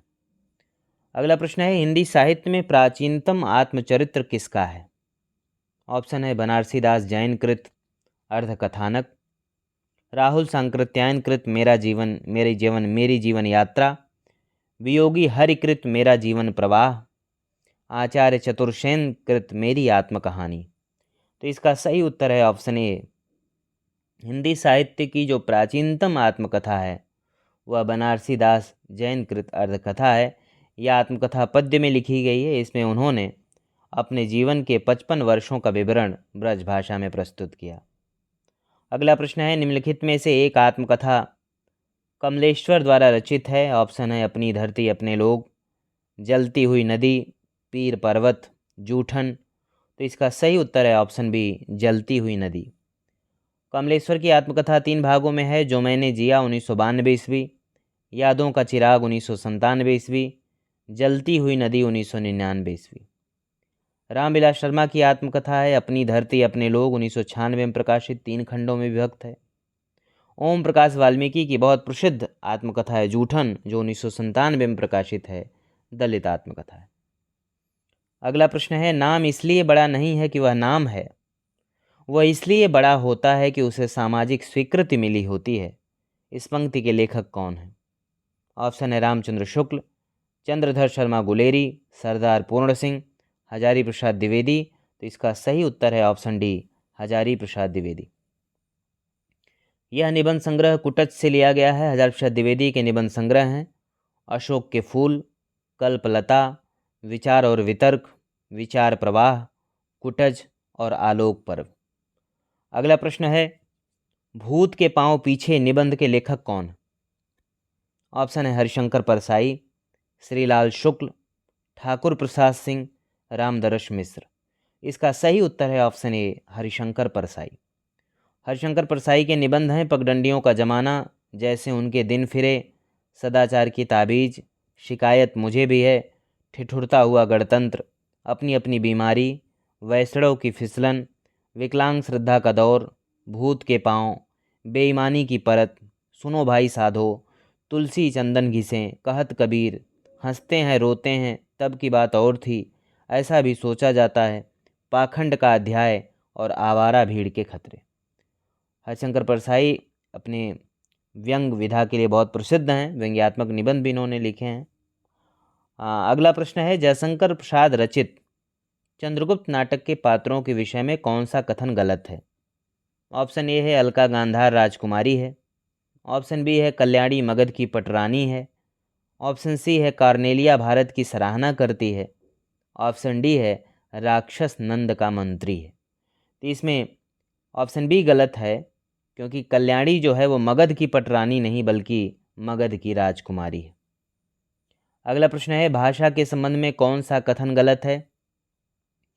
ऑप्शन है भाषा प्रतीक व्यवस्था है, ऑप्शन बी है भाषा अनुकरण से सीखी जाती है, ऑप्शन सी है भाषा में प्रयुक्त शब्दों तथा उनके अर्थ का संबंध प्राकृतिक है, ऑप्शन डी है भाषा व्यवहार सामाजिक है। तो इसमें ऑप्शन सी गलत होगा, क्योंकि भाषा प्रतीक व्यवस्था है, किसी वस्तु, चिन्ह, पहचान या प्रतिरूप को प्रतीक कहते हैं, जो सादृश्यता या परंपरा द्वारा किसी अन्य वस्तु का प्रतिनिधित्व करती है। भाषा परिवार तथा समाज के अनुकरण से सीखी जाती है। यह व्यवहार सामाजिक होती है, क्योंकि भाषा के माध्यम से ही हम समाज में अपने विचारों का आदान प्रदान कर पाते हैं। अगला प्रश्न है, वर्त्स्य ध्वनियों के उच्चारण में ऑप्शन ए जिह्वा की नोक दंत पंक्तियों के ऊपरी भाग का स्पर्श करती है, ऑप्शन बी जिह्वा की नोक दंत पंक्ति का स्पर्श करती है, ऑप्शन सी जिह्वा की नोक तालु का स्पर्श करती है, ऑप्शन डी जिह्वा की नोक ओठों को स्पर्श करती है। तो इसका सही उत्तर है ऑप्शन ए, वर्त्स्य ध्वनियों के उच्चारण में जिह्वा की नोक दंत पंक्तियों के ऊपरी भाग का स्पर्श करती है। हिंदी में न, ल, र, स वत्स ध्वनियाँ हैं। अगला प्रश्न है, री ध्वनि है। ऑप्शन है उत्क्षिप्त, मूर्धन्य, पार्श्विक, संघर्षी। तो यह कैसी ध्वनि है? इसका सही उत्तर है ऑप्शन बी। ऑप्शन बी इसमें है मूर्धन्य। री जो है वह मूर्धन्य ध्वनि है। मूर्धन्य में री है, ट वर्ग है, र और श। उत्क्षिप्त में ङ और ढ है, पार्श्विक में ल है, संघर्षी में श, स, ह, ख, ग, फ और ज। अगला प्रश्न है, भारतीय संविधान के किस अनुच्छेद में अष्टम सूची के अंतर्गत भारतीय भाषाओं की व्यवस्था की गई है? ऑप्शन है अनुच्छेद 343, अनुच्छेद 345, अनुच्छेद 349, अनुच्छेद 351। तो इसका सही उत्तर है ऑप्शन डी, अनुच्छेद 351। अनुच्छेद 351 में अष्टम सूची के अंतर्गत भारतीय भाषाओं की व्यवस्था की गई है। इस अनुसूची में 22 भारतीय भाषाओं को शामिल किया गया है। ये भाषाएं हैं असमिया, बांग्ला, गुजराती, हिंदी, कन्नड़, कश्मीरी, मलयालम, मराठी, उड़िया, पंजाबी, संस्कृत, तमिल, तेलुगु, उर्दू, सिंधी, कोंकणी, मणिपुरी, नेपाली, डोंगरी, संथाली, मैथिली एवं बोडो। अनुच्छेद 343 में कहा गया कि संघ की राजभाषा हिंदी और लिपि देवनागरी होगी। अनुच्छेद 345 में प्रादेशिक भाषाओं संबंधी प्रावधान है और अनुच्छेद 349 में भाषा से संबंधित कुछ विधियां अधिनियमित करने के लिए विशेष प्रक्रिया है। अगला प्रश्न है, निम्नलिखित में से कौन सी ध्वनियां अयोगवाह हैं? ऑप्शन है अ, आ, क, ख, अंग, अह, ड़ और ङ, ड़ और ढ। तो इसमें ऑप्शन सी सही होगा, अंग अह जो है ये अयोगवाह है। अगला प्रश्न है, निम्नलिखित में से एक युग्म गलत है? लेखा परीक्षक ऑडिट, दुरभिसंध कोल्यूजन, सम्मत कॉन्सेंसस, रिश्वत ब्राइब। इसमें ऑप्शन ए गलत है क्योंकि लेखा परीक्षक का जो अंग्रेजी अनुवाद है वो ऑडिटर होगा, जबकि ऑडिट का अर्थ लेखा परीक्षा होता है। अगला प्रश्न है, आप देखिए कि ध्वनियों के संबंध में, उच्चारण स्थान के संबंध में कई प्रश्न पूछे गए। तो यहाँ से आपको संकेत मिलता है कि आप कम से कम उच्चारण स्थान, महाप्राण ध्वनियाँ और इनके विषय में विशेष तौर पर आप फोकस रखें। तो निम्नलिखित में महाप्राण ध्वनियाँ हैं। ऑप्शन है क, ग, च, ज, प, ब, ढ़ और ध। तो इसमें ऑप्शन डी सही होगा, ड़ और ध। श्वास वायु के आधार पर वर्णों के दो भेद होते हैं, महाप्राण और अल्पप्राण। महाप्राण किसे कहेंगे? जिन वर्णों के उच्चारण में श्वास वायु अधिक मात्रा में मुख विवर से बाहर निकलती है उसे महाप्राण ध्वनियाँ कहते हैं। प्रत्येक वर्ग का दूसरा और चौथा वर्ण यानी ख, जैसे क के बाद ख, ग के बाद घ चौथा आएगा, फिर च के बाद छ दूसरा, झ चौथा, उसी तरीके से ट के बाद ठ दूसरा, ड और उसके बाद ढ चौथा, फिर त के बाद थ दूसरा, ध चौथा। इस तरह से प्रत्येक वर्ग का दूसरा और चौथा वर्ण तथा श, स और स एवं ह और विसर्ग भी महाप्राण है। अल्पप्राण जिन वर्णों के उच्चारण में श्वास वायु कम मात्रा में मुख विवर से बाहर निकलती है उसे अल्पप्राण ध्वनियाँ कहते हैं। प्रत्येक वर्ग का पहला, तीसरा और पांचवां वर्ण तथा अंतस्थ यानी य, र, ल, व जो है ये अल्पप्राण है। अगला प्रश्न है, निम्नलिखित में से एक कथन सही है? ऑप्शन है सभी स्वर सघोष होते हैं, सभी स्वर अघोष होते हैं, सभी स्वर सघोष और अघोष दोनों होते हैं, सभी स्वरों में घोषत्व तो नहीं होता। तो इसमें सही है ऑप्शन ए, सभी स्वर सघोष होते हैं। स्वर तंत्री के आधार पर वर्णों को दो भागों में बांटा गया है, घोष या सघोष अथवा तथा अघोष। घोष यानी सघोष वर्ण कौन होंगे? इन वर्णों के उच्चारण में स्वर तंत्रियां आपस में मिल जाती हैं और वायु धक्का देते हुए बाहर निकलती है। प्रत्येक वर्ग के तीसरे, चौथे और पांचवें व्यंजन तथा य, र, ल, व, ह जो है ये सघोष वर्ण कहलाते हैं। इसके अतिरिक्त सभी स्वर भी घोष वर्ण होते हैं, इनकी संख्या 31 होती है। अघोष वर्ण इन वर्णों के उच्चारण में स्वर तंत्रियां आपस में नहीं मिलती, जिसके कारण वायु आसानी से बाहर निकल जाती है। प्रत्येक वर्ग का पहला और दूसरा व्यंजन अघोष है। क, ख, च, छ, ट, ठ, त, थ, प, फ, श, स, स इसकी संख्या 13 है। अगला प्रश्न है, आकाशवाणी का ध्येय वाक्य क्या है? ऑप्शन है ज्ञानम परमम ध्येयम, बहुजन हिताय बहुजन सुखाय, अहर्निश सेवामहे, योग क्षेमम बहाम्यहम। तो इसमें ऑप्शन बी सही होगा, बहुजन हिताय बहुजन सुखाय। आकाशवाणी भारत के सूचना एवं प्रसारण मंत्रालय द्वारा संचालित सार्वजनिक क्षेत्र की रेडियो प्रसारण सेवा है। इसका ध्येय वाक्य है बहुजन हिताय बहुजन सुखाय, अर्थात बहुत लोगों के हित के लिए तथा बहुत लोगों के सुख के लिए। अगला प्रश्न है, ई कॉमर्स यानी इलेक्ट्रॉनिक कॉमर्स के लाभ के संबंध में निम्नलिखित में से एक कथन असत्य है। ऑप्शन ए, नगद धनराशि की आवश्यकता नहीं होती। ऑप्शन बी, दुकान अथवा प्रतिष्ठान तक जाने की आवश्यकता नहीं होती। ऑप्शन सी, धन, श्रम और समय की बचत होती है। ऑप्शन डी, वस्तु की भौतिक स्थिति का पूर्ण ज्ञान घर बैठे हो जाता है। तो इसमें ऑप्शन डी गलत होगा, क्योंकि ई कॉमर्स या ई व्यवसाय इंटरनेट के माध्यम से वस्तु की भौतिक स्थिति का पूर्ण ज्ञान घर बैठे नहीं होता। इंटरनेट के जरिए कोई भी प्रोडक्ट खरीदते समय विश्वास की कमी होती है, क्योंकि भौतिक दुकान की तरह हम अपने प्रोडक्ट को पास से नहीं देख सकते और न ही छू कर उसकी क्वालिटी के बारे में जान सकते हैं। इसलिए प्रोडक्ट के सही या गलत होने की शंका बनी रहती है। अगला प्रश्न है, निम्नलिखित में से किसे अभिकारी शब्द माना जाता है? ऑप्शन है संज्ञा, सर्वनाम, अव्यय, क्रिया। तो इसका सही उत्तर है ऑप्शन सी, अव्यय। जिन शब्दों का रूप लिंग, वचन और कारक के अनुसार नहीं बदलता, अर्थात प्रत्येक स्थिति में वो अपने मूल रूप में बना रहता है, उसे अविकारी शब्द कहते हैं। इसे अव्यय भी कहा जाता है। अविकारी शब्दों के भेद हैं क्रिया विशेषण, संबंध बोधक, समुच्चय बोधक और विस्मयादि बोधक। अगला प्रश्न है, भारतीय भाषा विज्ञान की परंपरा में मुनित्रयी के नाम से प्रसिद्ध विद्वानों में सम्मिलित नहीं है। ऑप्शन है भर्तृहरि, पाणिनि, पतंजलि, कात्यायन। इसका सही उत्तर है ऑप्शन ए भर्तृहरि। भारतीय भाषा विज्ञान की परंपरा में मुनित्रयी के नाम से प्रसिद्ध विद्वानों में सम्मिलित हैं 3 लोग सम्मिलित हैं, जिसमें पाणिनि, पतंजलि और कात्यायन। भर्तृहरि संस्कृत के एक महान कवि और संस्कृत साहित्य के इतिहास में नीतिकार के रूप में प्रसिद्ध हैं। भर्तृहरि मुनित्रयी के विद्वानों में सम्मिलित नहीं है। तो इस वीडियो में इतना ही। नेक्स्ट वीडियो में हम लोग बचे हुए प्रश्नों को देखेंगे।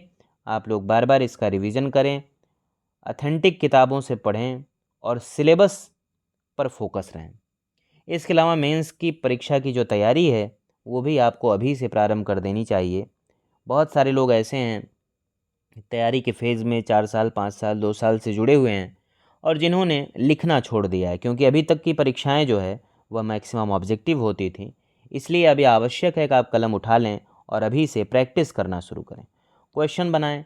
वे क्वेश्चन आप अपने एमए के टाइम में जो क्वेश्चन आपको मिलते थे, ग्रेजुएशन के टाइम में जो प्रश्न आपने देखे हैं, पहले आप सीधे सीधे उन प्रश्नों को कम शब्दों में कैसे प्रेजेंट कर सकते हैं, लिख सकते हैं, उसको आप पहले प्रैक्टिस करें धीरे धीरे।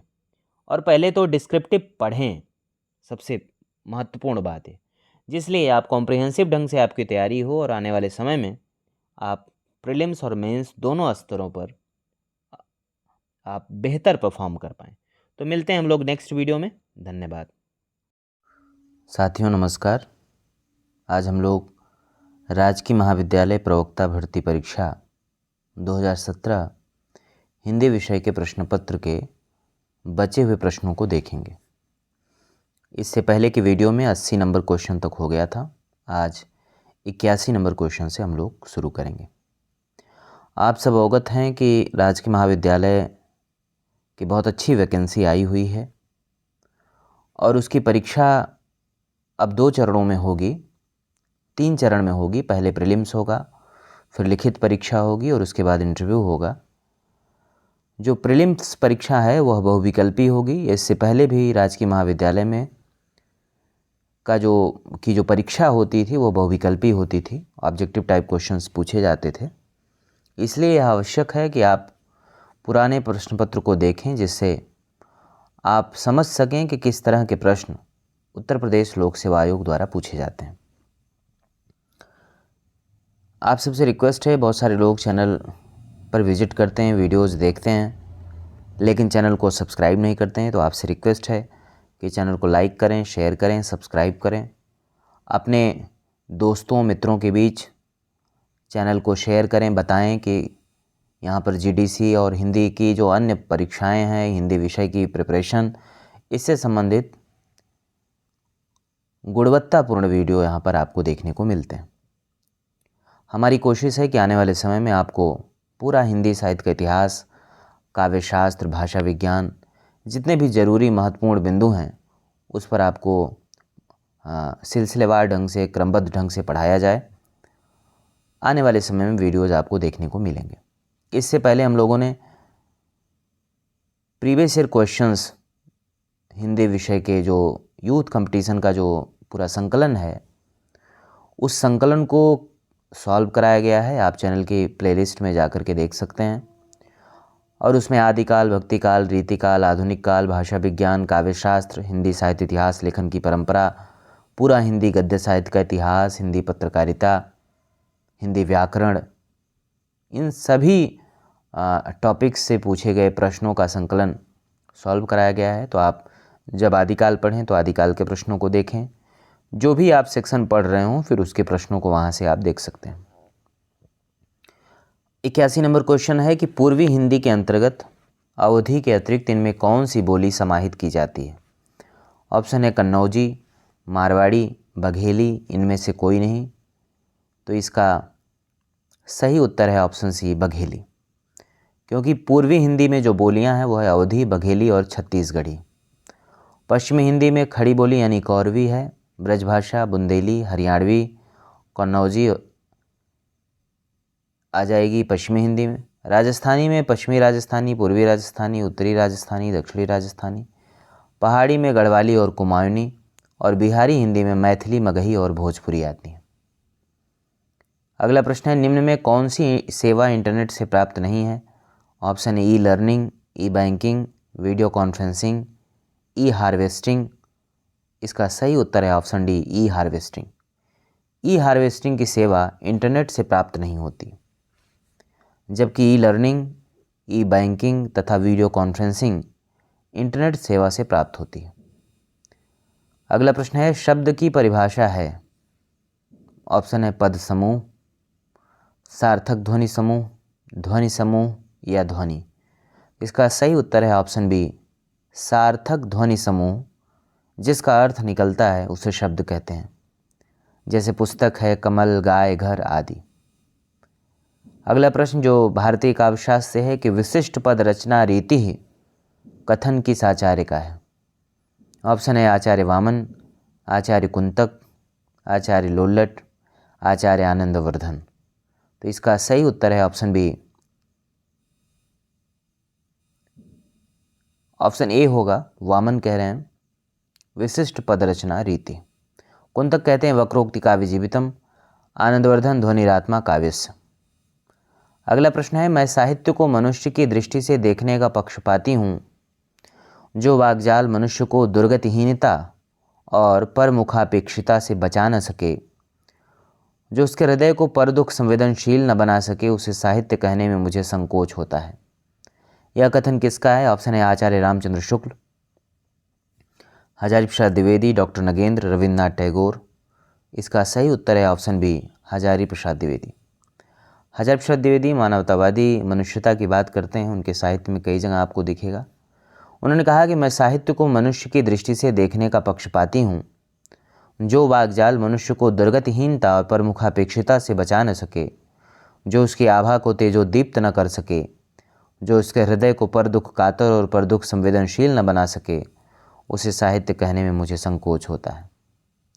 रामचंद्र शुक्ल ने कहा कि जबकि प्रत्येक देश का साहित्य वहाँ की जनता की चित्तवृत्ति का संचित प्रतिबिंब होता है, तब यह निश्चित है कि जनता की चित्तवृत्ति के परिवर्तन के साथ साथ साहित्य के स्वरूप में भी परिवर्तन होता चला जाता है।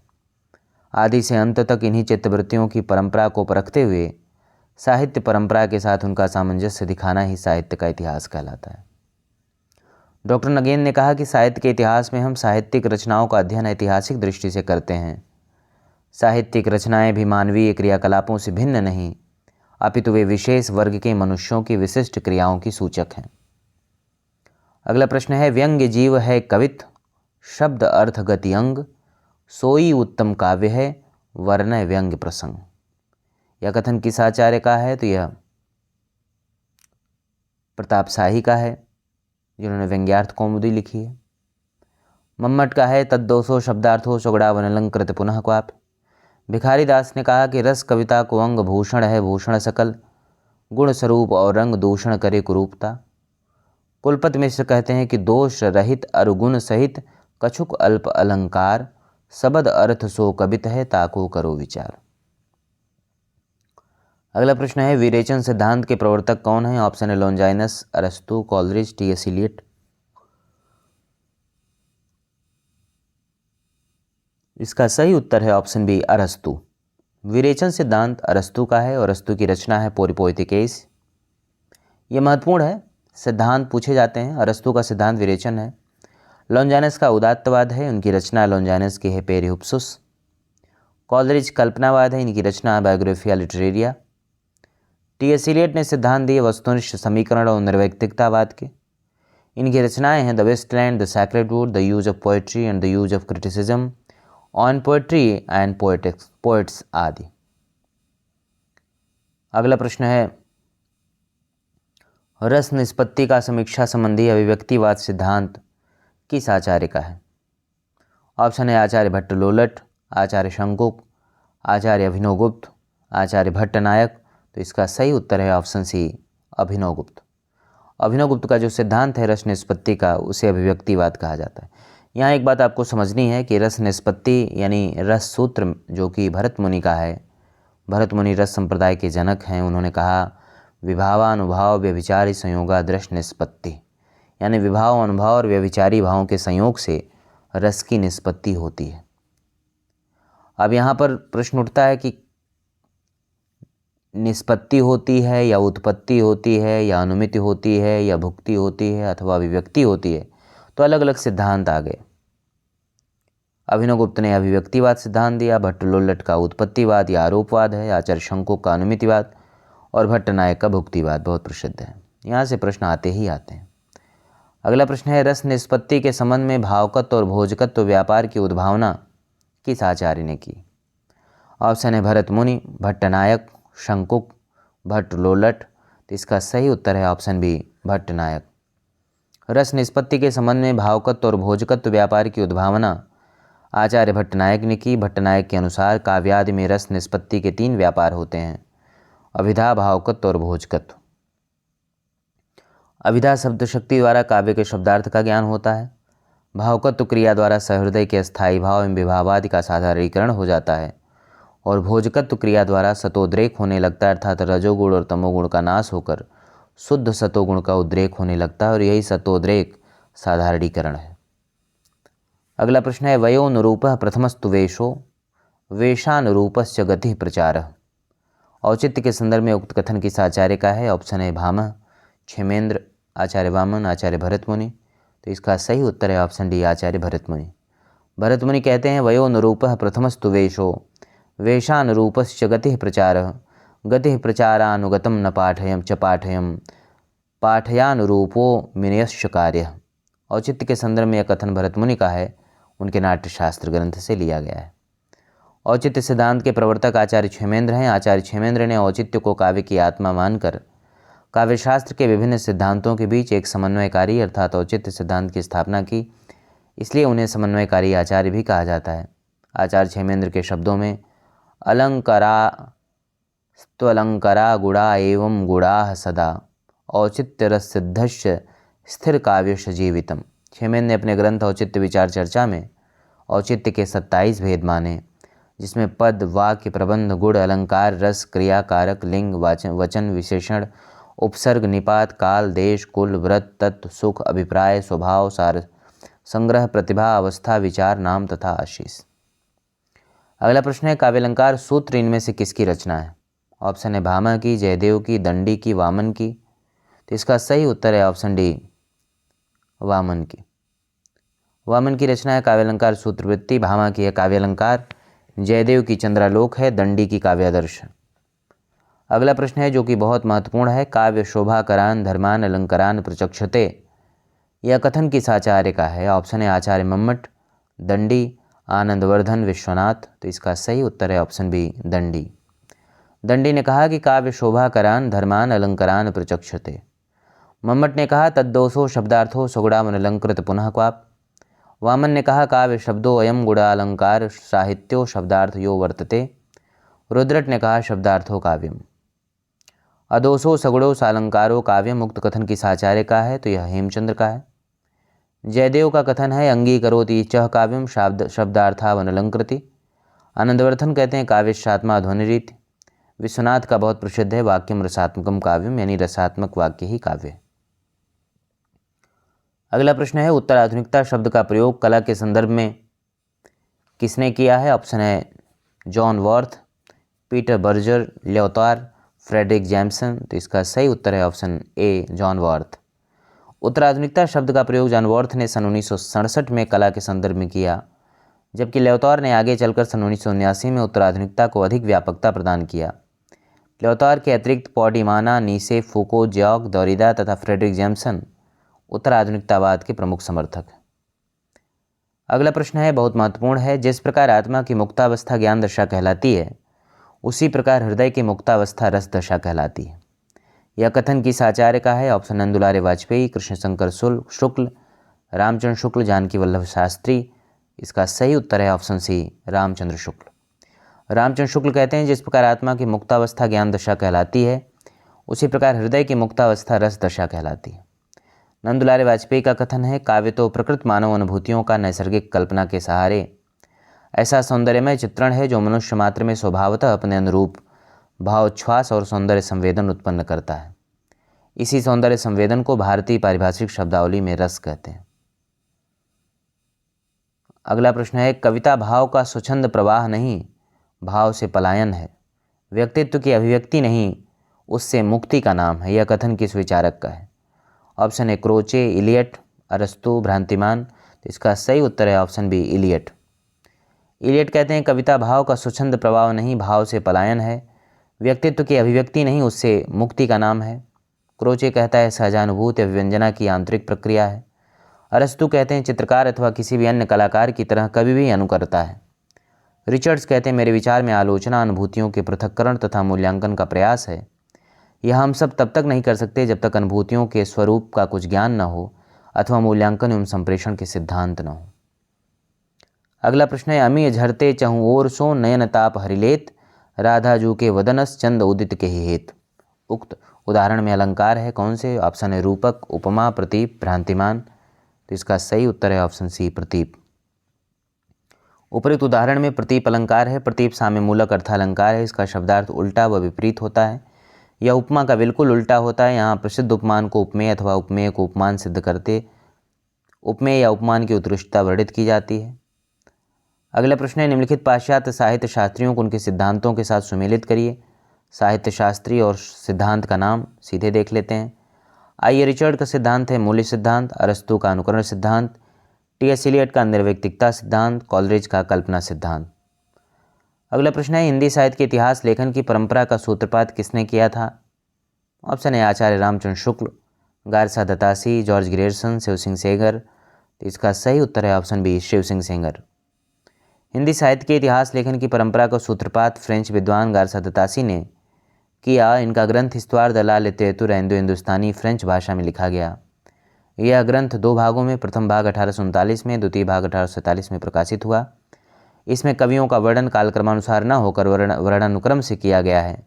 इस ग्रंथ में वर्णित प्रथम कवि का नाम हेमंत पंत है। डॉक्टर लक्ष्मी सागर वार्ष्णेय ने गारसा दत्तासी के इस ग्रंथ का हिंदी अनुवाद हिंदुई साहित्य के इतिहास नाम से किया है। अगला प्रश्न है, भाषा की कसौटी पर यदि ग्रंथ को कसते हैं तो और भी निराश होना पड़ता है, क्योंकि यह बिल्कुल बेठिकाने है। इसमें व्याकरण आदि की कोई व्यवस्था नहीं है। ऑप्शन है पृथ्वीराज रासो, बीसलदेव रासो, हमीर रासो, कुमार रासो। तो इसका सही उत्तर है ऑप्शन ए, पृथ्वीराज रासो।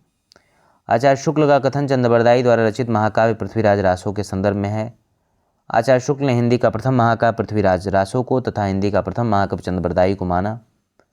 पृथ्वीराज रासो की प्रामाणिकता के संदर्भ में विद्वानों के बीच बहुत मतभेद है। प्रामाणिक मानने वाले विद्वान हैं ग्रियर्सन, मिश्र बंधु, कर्नल टॉड, श्याम सुंदर दास, मोहनलाल विश्वलाल पांड्या, डॉक्टर दशरथ शर्मा आदि। और अप्रामाणिक मानने वाले विद्वानों में हैं आचार्य रामचंद्र शुक्ल, गौरी शंकर हीराचंद ओझा, मुंशी देवी प्रसाद, कवि राजा श्यामल दास आदि। ये अप्रामाणिक मानते हैं पृथ्वीराज रासो को। तो आज हम लोगों ने 20 क्वेश्चन किया, 100 क्वेश्चन तक आज कंप्लीट हुआ। नेक्स्ट वीडियो में 2017 का जो प्रश्न पत्र है उसको हम लोग कंप्लीट कर लेंगे। आप सब एक शेड्यूल पूरा बना लें कि किस तरह से आप फैक्ट किताबें पढ़ेंगे और किताब को पढ़ करके किस तरह से आप क्वेश्चंस तक पहुंचेंगे, कैसे क्वेश्चन सही करेंगे, कहीं अगर कोई फैक्ट छूट रहा है तो उसको कैसे बार बार आप रिवीजन करें। उसके लिए एक अलग नोटबुक बना लें, जो आपसे बार बार भूल रहा हो, जो गलत हो रहा हो उसको आप वहाँ पर नोट करें।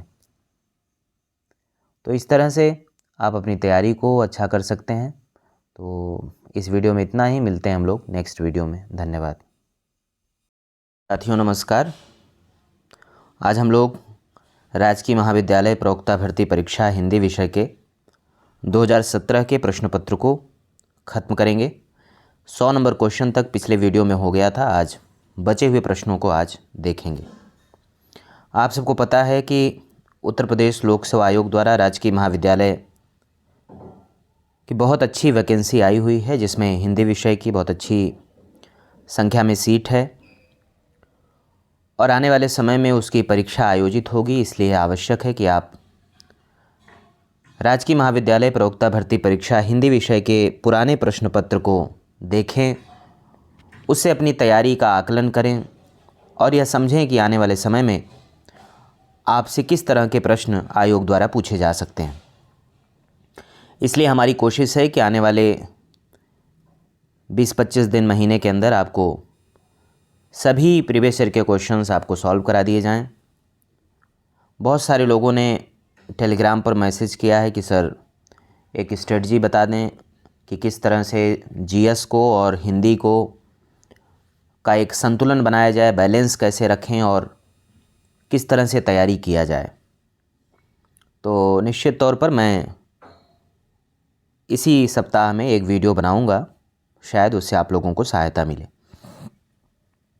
शुरू करते हैं। 101 नंबर क्वेश्चन है, निम्नलिखित में से किस रचना में कड़वक शैली का प्रयोग नहीं हुआ है? ऑप्शन है जम्मू सामचर्यू, पौमचर्यू, पाहुड़ दोहा, महापुराण। इसमें पाहुड़ दोहा जो है उसमें कड़वक शैली का प्रयोग नहीं हुआ है। कड़वक शैली किसे कहते हैं कि चौपाई के साथ दोहा रखने की जो पद्धति है वही कड़वक शैली है। स्वयंभू रचित पौमचर्यू प्रथम कड़वकबद्ध रचना है। अगला प्रश्न है, सांकेतिक अर्थ रखने के कारण इनकी बानियों की भाषा संधा भाषा कहा गया? ऑप्शन ए सिद्ध, नाथ, सूफी, कबीर। तो इसका सही उत्तर है ऑप्शन ए सिद्ध। सांकेतिक अर्थ रखने के कारण सिद्धों की बानियों की भाषा को संधा भाषा कहा जाता है। सिद्धों का संबंध बौद्ध धर्म की वज्रयान या शाहजहान शाखा से है और सिद्धों की संख्या 84 मानी गई है। इसमें सरहपा हैं, शबरपा हैं, लुईपा, डोम्भिपा, कण्हपा, कुक्कुरपा आदि सिद्ध कवि हैं। कई बार पूछा गया है कि सिद्धों की संख्या कितनी है, तो 84 है। नाथों की संख्या 9 है। पूछा जाता है आदिकाल के महत्वपूर्ण धाराएं हैं ये सब। अगला प्रश्न है, आचार्य रामचंद्र शुक्ल भक्तिकाल सगुण धारा फुटकल रचनाएं शीर्षक के अंतर्गत परिगणित किस कवि के लिए कहा कि डाट को कवि हृदय नहीं मिला था? उनमें वह सहृदय और भावुकता न थी जो एक कवि में होना चाहिए। वे संस्कृत साहित्य से सामग्री लेकर अपने साहित्य और रचना कौशल की धाक जमाना चाहते थे। ऐसा शुक्ल जी ने किसके लिए कहा? ऑप्शन है गंग, भिखारीदास, केशवदास, रहीम। तो इसका सही उत्तर है ऑप्शन सी केशवदास। आप सबको पहले से भी पता होगा कि आचार्य रामचंद्र शुक्ल ने केशवदास की कविता को लेकर के बड़ा कड़ा रुख अपनाया है और उनकी भाषा शैली पर कटाक्ष किए हैं। शुक्ल जी ने कहा केशवदास के संबंध में कि केशव को कभी हृदय नहीं मिला था। उनमें वह सहृदयता और भावुकता न थी जो एक कवि में होनी चाहिए। वे संस्कृत साहित्य से सामग्री लेकर अपने साहित्य और रचना कौशल की धाक जमाना चाहते थे। गंग के संबंध में कहा कि सरल हृदय के अतिरिक्त वाग वैदग्ध भी इनमें प्रचुर मात्रा में था। भिखारीदास के संबंध में कहा कि इनकी रचना कला पक्ष में संयम और भाव पक्ष में रंजनकारिणी है। रहीम के संबंध में कहा कि तुलसी के वचनों के समान रहीम के वचन भी हिंदी भाषी भूभाग में सर्वसाधारण के मुंह पर रहते हैं। अगला प्रश्न है, the modern vernacular literature of Hindustan के लेखक कौन हैं? ऑप्शन है George Grierson, Garcin de Tassy, Shiv Singh Sengar, Sukhdev Bihari Mishra. तो इसका सही उत्तर है जॉर्ज ग्रियर्सन। जॉर्ज ग्रियर्सन की रचना है the modern vernacular literature of Hindustan. Garcin de Tassy का इतिहास ग्रंथ है इस्तवार दलाल लिटरेचर हिंदू हिंदुस्तानी। शिव सिंह सेंगर की रचना है शिव सिंह सरोज। और सुखदेव बिहारी मिश्र, गणेश बिहारी मिश्र और श्याम बिहारी मिश्र ने संयुक्त रूप से मिश्र बंधु विनोद नामक ग्रंथ लिखा। अगला प्रश्न है, हिंदी साहित्य का आलोचनात्मक इतिहास के लेखक कौन हैं? ऑप्शन है आचार्य रामचंद्र शुक्ल, हजारी प्रसाद द्विवेदी, राम कुमार वर्मा, डॉक्टर भगीरथ मिश्र। इसका सही उत्तर है option C doctor Ram Kumar Varma. अब आप देखें कि हिंदी साहित्य इतिहास लेखन की परंपरा ये परीक्षा की दृष्टि से महत्वपूर्ण है।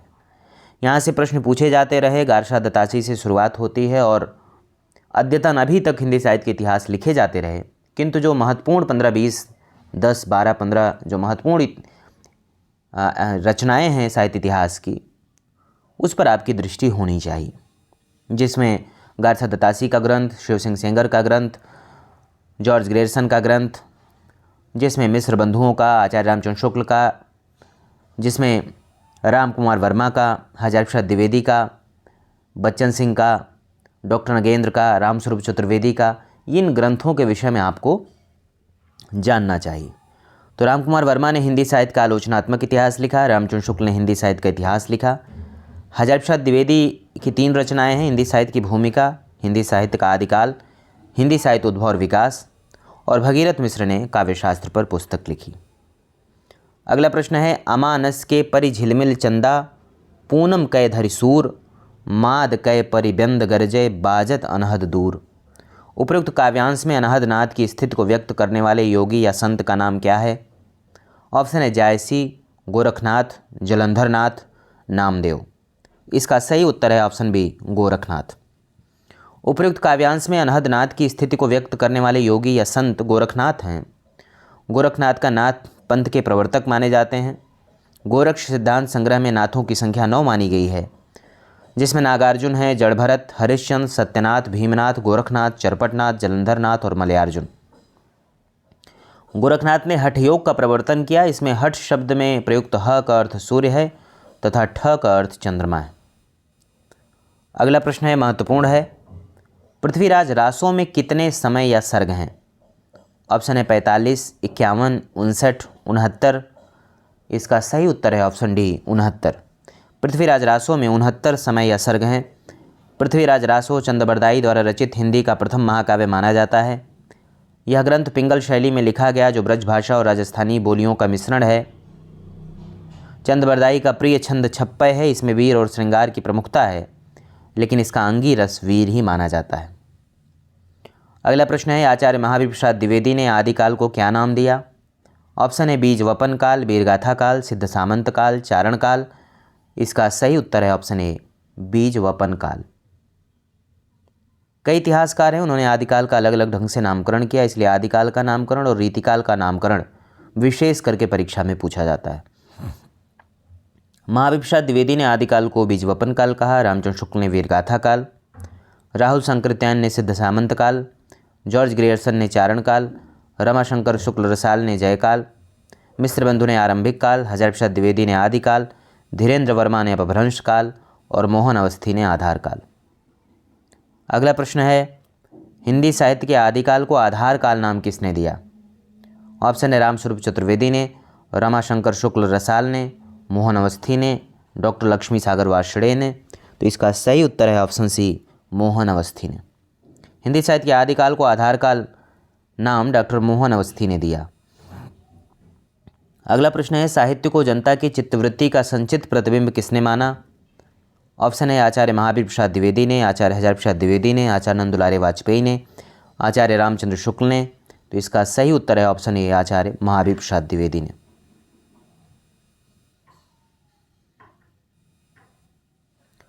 नहीं, इसका सही उत्तर होगा रामचंद्र शुक्ल ने, क्योंकि रामचंद्र शुक्ल ने जब उनका इतिहास ग्रंथ आप देखेंगे, उसकी शुरुआत में लिखा है कि प्रत्येक देश का साहित्य वहाँ की जनता की चित्तवृत्ति का संचित प्रतिबिंब होता है। महावीर प्रसाद द्विवेदी ज्ञान राशि के संचित कोश को साहित्य कहते हैं। नंद दुलारे वाजपेयी कहते हैं कि मानव अथवा प्रकृति के सूक्ष्म किंतु व्यक्त सौंदर्य में आध्यात्मिक छाया का भान मेरे विचार से छायावाद की एक सर्वमान्य व्याख्या हो सकती है। छायावाद की परिभाषा उनकी है, प्रसिद्ध है। अगला प्रश्न है, लोकवार्ता के संबंध में निम्नलिखित में से एक कथन सत्य है? ऑप्शन ए है लोकवार्ता में पीढ़ी दर पीढ़ी परिवर्तन या विकास होता जाता है। ऑप्शन बी लोकवार्ता का स्वरूप शाश्वत होता है। ऑप्शन सी लोकवार्ता का लेखक कोई प्रसिद्ध लेखक होता है। ऑप्शन डी लोकवार्ता साहित्यिक शैली में लिखी जाती है। तो इसका सही कथन है ऑप्शन ए, लोकवार्ता में पीढ़ी दर पीढ़ी परिवर्तन होता जाता है। इसका कोई शाश्वत स्वरूप नहीं होता और इसका कोई प्रसिद्ध लेखक भी नहीं होता, इसकी कोई साहित्यिक शैली भी नहीं होती। अगला प्रश्न है, अंधा युग के विषय में कौन सा कथन गलत है? ऑप्शन है पौराणिक आख्यान द्वारा आधुनिक युग की अनास्था, संत्रास, कुंठा अंकित की गई है। ऑप्शन बी है वैयक्तिक स्नेह और स्वार्थ का शासक अंधपन का परिचय देता है। ऑप्शन सी इसके द्वारा कृष्ण भक्ति की प्रतिष्ठा की गई है। ऑप्शन डी युद्ध की अंतिम परिणति पूरी मानवता को ध्वस्त कर देती है। तो इसमें गलत है ऑप्शन सी, अंधा युग में कृष्ण भक्ति की प्रतिष्ठा नहीं की गई है। अंधा युग 1955 में धर्मवीर भारती द्वारा रचित गीति नाट्य है। इसमें महाभारत के 18वें दिन के युद्ध के बाद की कथा से लेकर श्री कृष्ण की मृत्यु तक की कथा को आधार बनाया गया है। यह नाटक 5 अंकों में विभाजित है। महत्वपूर्ण नाटक है, यूजीसी नेट की परीक्षा में और अन्य तमाम परीक्षाओं में यहाँ से प्रश्न पूछे जाते हैं। ये 5 अंक हैं: कौरव नगरी, पशु का उदय, अश्वत्थामा का अर्धसत्य, गांधारी का श्राप और विजय एक क्रमिक आत्महत्या। अंतिम अध्याय समापन, प्रभु की मृत्यु के साथ ही नाटक समाप्त हो जाता है। अगला प्रश्न है, जकी उपनाम से कौन प्रसिद्ध हिंदी कवि उर्दू में गज़लें लिखता था? तो इसका सही उत्तर है जगन्नाथ दास रत्नाकर। जगन्नाथ दास रत्नाकर भक्तिकाल और रीतिकाल का समन्वयक उन्हें कहा जाता है। वे आधुनिक काल में ब्रजभाषा के अंतिम बड़े कवि हैं। बिहारी उनके आदर्श कवि हैं। रत्नाकर की रचनाएं हैं गंगावतरण, उद्धव शतक, हरिश्चंद्र हिंडोला, श्रृंगार लहरी आदि। अगला प्रश्न है, भविष्यत कहा के रचनाकार कौन है? ऑप्शन है कनकामर मुनि, सोमप्रभ सूर, विद्याधर मुनि, धनपाल। तो इसका सही उत्तर है ऑप्शन ए, कनकामर मुनि की करकंड चरित है, जबकि भविष्यत कहा जो है इसका सही उत्तर होगा ऑप्शन डी, धनपाल। और कुमारपाल प्रतिबोध सोमप्रभ सूर्य की रचना है। अगला प्रश्न है, प्रगतिवादी काव्य के विषय में कौन सा कथन गलत है? ऑप्शन है इस पर द्वंद्वात्मक भौतिकवाद का प्रभाव है, सही है। इसमें शोषितों के प्रति सहानुभूति, यह भी सही है। इसमें धार्मिक भावनाओं का विशेष आदर है, यह गलत है। शोषणमूलक लोकतंत्र पर प्रहार किया गया, यह भी सही है। तो इसमें ऑप्शन सी गलत है।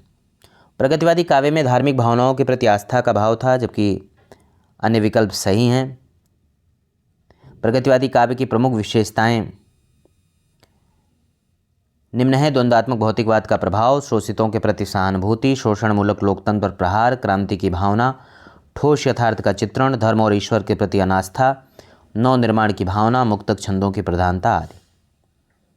अगला प्रश्न है, सुमेलित करना है रचनाएं और लेखक को। तो गोरखनाथ और उनका युग रांगे राघव की रचना है, प्रसिद्ध है। नाथ संप्रदाय हजारी प्रसाद द्विवेदी की। हिंदी काव्य में निर्गुण संप्रदाय पीताम्बर दत्त बड़थवाल की। और सिद्ध साहित्य धर्मवीर भारती की। अगला प्रश्न है, यह भी पुस्तक से संबंधित है। हिंदी साहित्य 20वीं शताब्दी के रचयिता कौन है? ऑप्शन है नंद दुलारे वाजपेयी, शिव कुमार शर्मा, डॉक्टर वासुदेव सिंह, डॉक्टर गुलाब राय। तो इसका सही उत्तर है ऑप्शन ए, हिंदी साहित्य 20वीं शताब्दी नंद दुलारे वाजपेयी की पुस्तक है। शिव कुमार शर्मा की हिंदी साहित्य युग और प्रवृत्तियाँ, गुलाब राय की हिंदी साहित्य का सुबोध इतिहास। अगला प्रश्न है, भाषा पर कबीर का जबरदस्त अधिकार था, वे वाणी के डिक्टेटर थे, यह कथन किस आलोचक का है? ऑप्शन है रामचंद्र शुक्ल, राम कुमार वर्मा, परशुराम चतुर्वेदी, हजारी प्रसाद द्विवेदी। तो इसका सही उत्तर है ऑप्शन डी, हजारी प्रसाद द्विवेदी। हजारी प्रसाद द्विवेदी ने कहा, भाषा पर कबीर का जबरदस्त अधिकार था, वे वाणी के डिक्टेटर थे। रामचंद्र शुक्ल ने कहा कि कबीर अपनी झाड़ फटकार के द्वारा हिंदुओं और मुसलमानों का कट्टरपन दूर करने का जो प्रयास किया वह अधिकतर चिढ़ाने वाला सिद्ध हुआ, हृदय को स्पर्श करने वाला नहीं। अगला प्रश्न है, निम्न में से वल्लभाचार्य के शिष्यों के संबंध में कौन सा कथन असत्य है? कुंभनदास, कृष्णदास, सूरदास, परमानंद दास, नंददास तथा चतुर्भुज दास, सूरदास तथा कृष्णदास। तो इसका सही उत्तर है ऑप्शन सी, नंददास तथा। कौन सा कथन असत्य है? तो इसमें असत्य है नंददास तथा चतुर्भुज दास, क्योंकि कुंभनदास, सूरदास, परमानंद और कृष्णदास वल्लभाचार्य के शिष्य थे, जबकि गोविंद स्वामी, छीत स्वामी, चतुर्भुज दास और नंददास विट्ठलनाथ के शिष्य थे। अगला प्रश्न है, हिंदी साहित्य के उत्तर मध्यकाल को कलाकाल नाम देने वाले विद्वान कौन हैं? मैं आपसे पिछले क्वेश्चंस में बता रहा था कि आदिकाल,